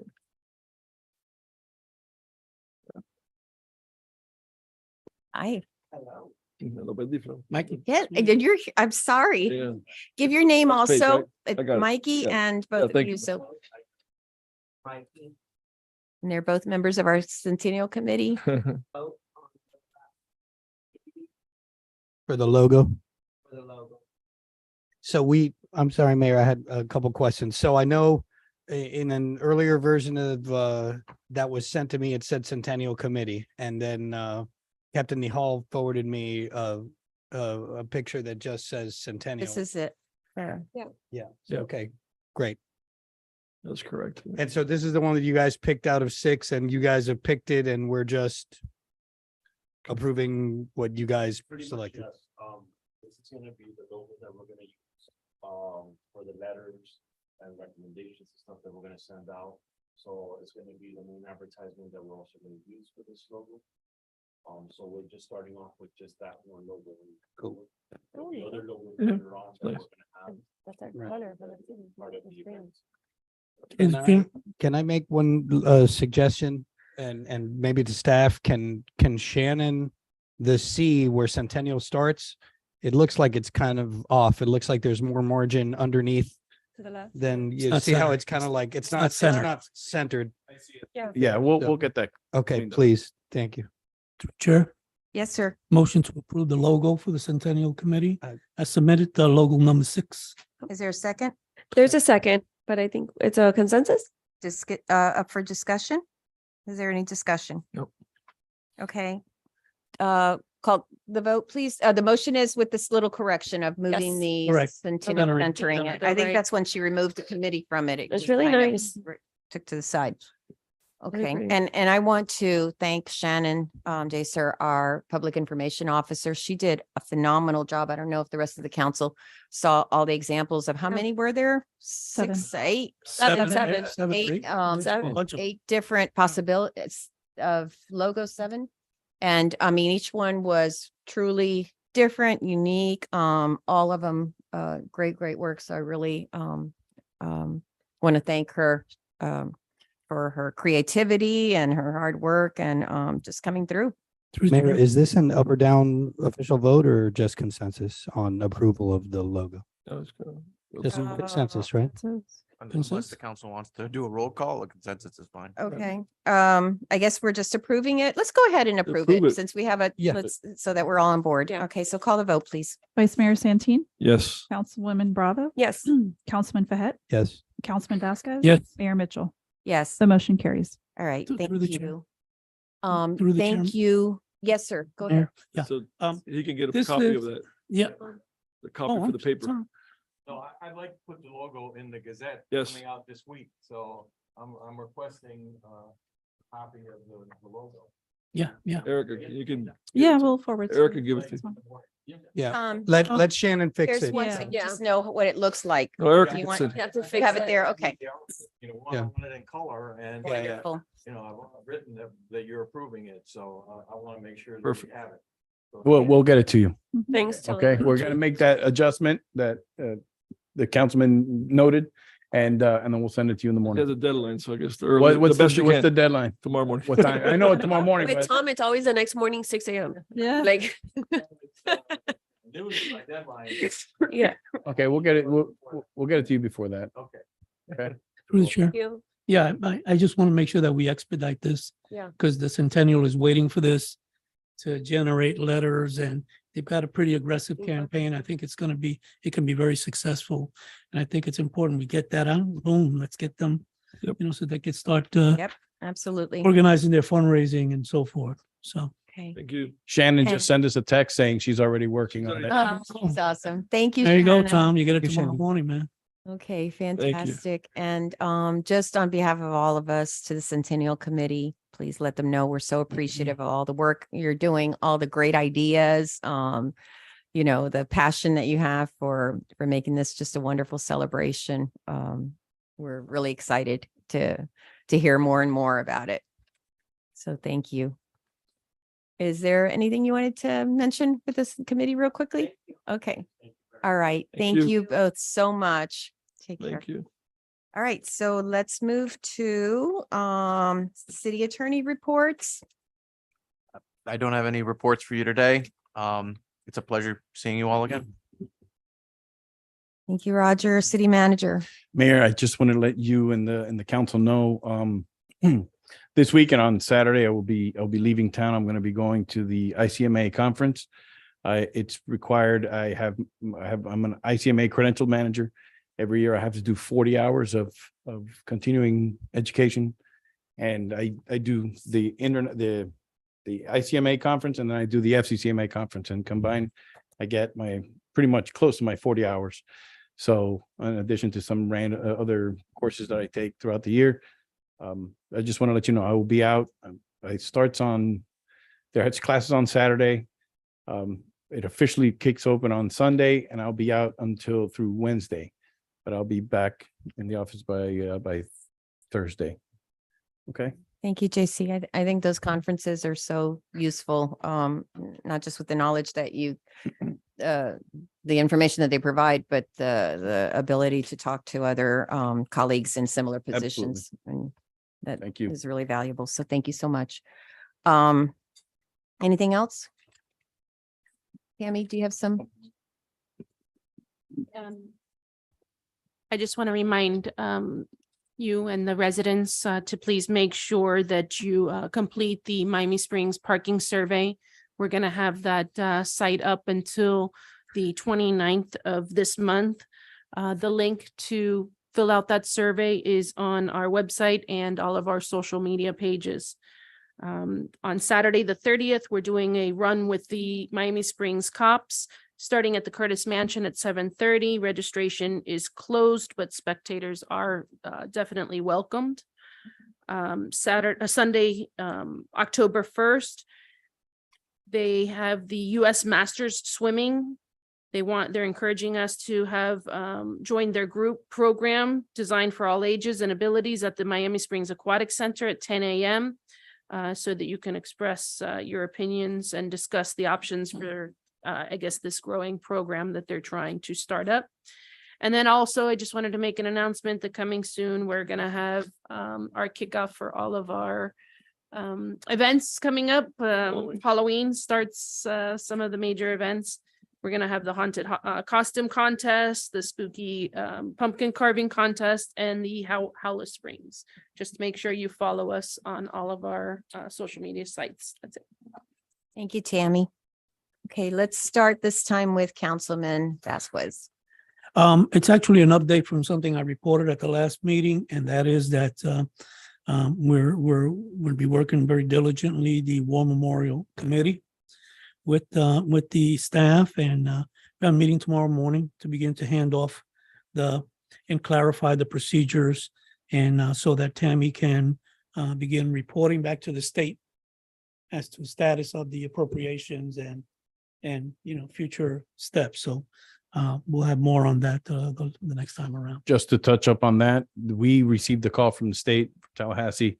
They're getting ready I guess the grant agreement. And so the purpose of this meeting is to really, identify the scope and provide it to them, and so that way we can bring an agreement to you guys to approve. Wonderful. Anything else, Councilman? Bob Best is doing better. Good. I saw him, and he's going to be at the meeting tomorrow. Former Councilman Bob Best, he's going to be at the meeting tomorrow because he's the one that's going to be heading the effort on all the official transitions and appropriations and disbursements and all those things. So, Wonderful. Councilman Fahet. Yep, just thank you to everybody on the council. I think that I want to cut the umbilical cord on this budget process. It was a lot. No, the budget's the baby, right? It was a rough process, but I think that we did the best that we could given the situation, and I think that everybody compromised, and I think it puts us in a good position going forward. I'm excited to see where things go from here. I think that we've set a good trajectory for ourselves and for the city. Councilwoman, the operation has concluded. You may all go home now. I have nothing else to report. Thank you for everybody, for my colleagues that we made progress, and I'm looking forward to starting off fresh in the next meeting. That's it. Okay.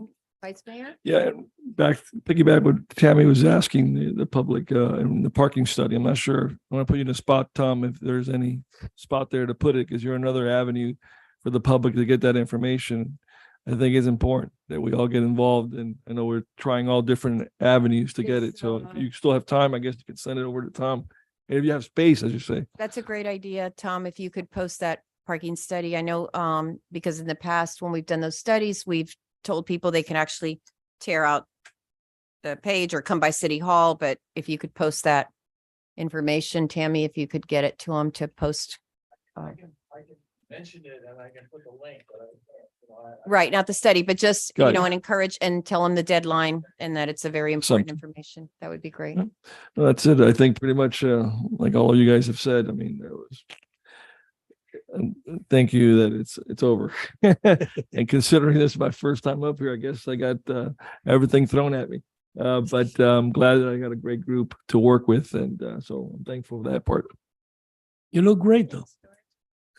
Okay, Yes, I we just know. had a few things. I wanted to say that tomorrow we're going to have JC and I are going to meet with the new director of Miami-Dade County, the Department of Emergency Operations, EOC, I think it was called. I don't know if they've changed it, but he came on board in earlier this year, and in the past with the former manager, I'd asked him to come by and get to know our city and be familiar, in disasters and emergencies and crises. We're going to be working very closely with them. So he's going to come by and get to know us, and we'll get to know him.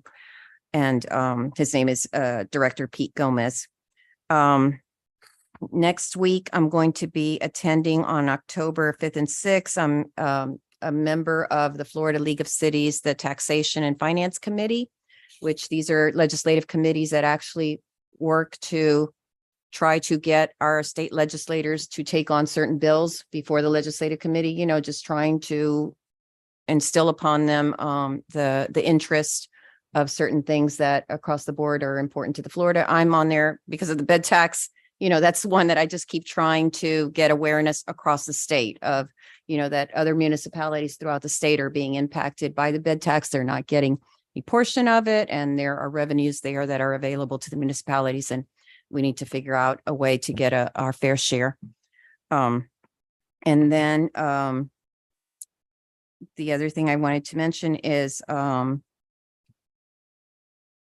leave that for another meeting. It's not that big, but one of the things is with the Rotary Club, the dining out in the city, and I don't know if any of you saw it. Miami Lakes had something recently where they had it was a city sponsored event where it was biking to different restaurants, and just a great idea. And I thought perhaps, and I just want to throw this out there, that maybe our city can sponsor something like that down the road with our restaurants, of not biking because they're close together, but something where, you know, all the restaurants are open and they give you buy a ticket and you go by and you get, you know, a little sample or something. But it'd be a great thing for us to, not just for our community, but to promote our community, especially with the Centennial coming, of trying to, you know, before even the Centennial year, of getting the information out there for visitors outside the city of a reason to come in and get to know Miami Springs. So I'm going to give it some more thought and work with JC and all, but perhaps I'm throwing it out there because any of you might have better ideas on this than I do.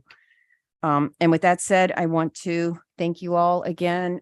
This was really, really difficult these past few months. We have met more these past few months between, I don't know how many things than I can remember. And yes, it's been really hard. And all of you have been just very pleasant, responsible, professional about it. And so I really appreciate it. It's, you know, it's difficult to do these things, but I think ultimately we've made the decision that, you know, are in the long term in the best interest of our residents, our business owners, and our beloved community. So thank you so much. And with that, good night. Thank you. Thank you, Mayor.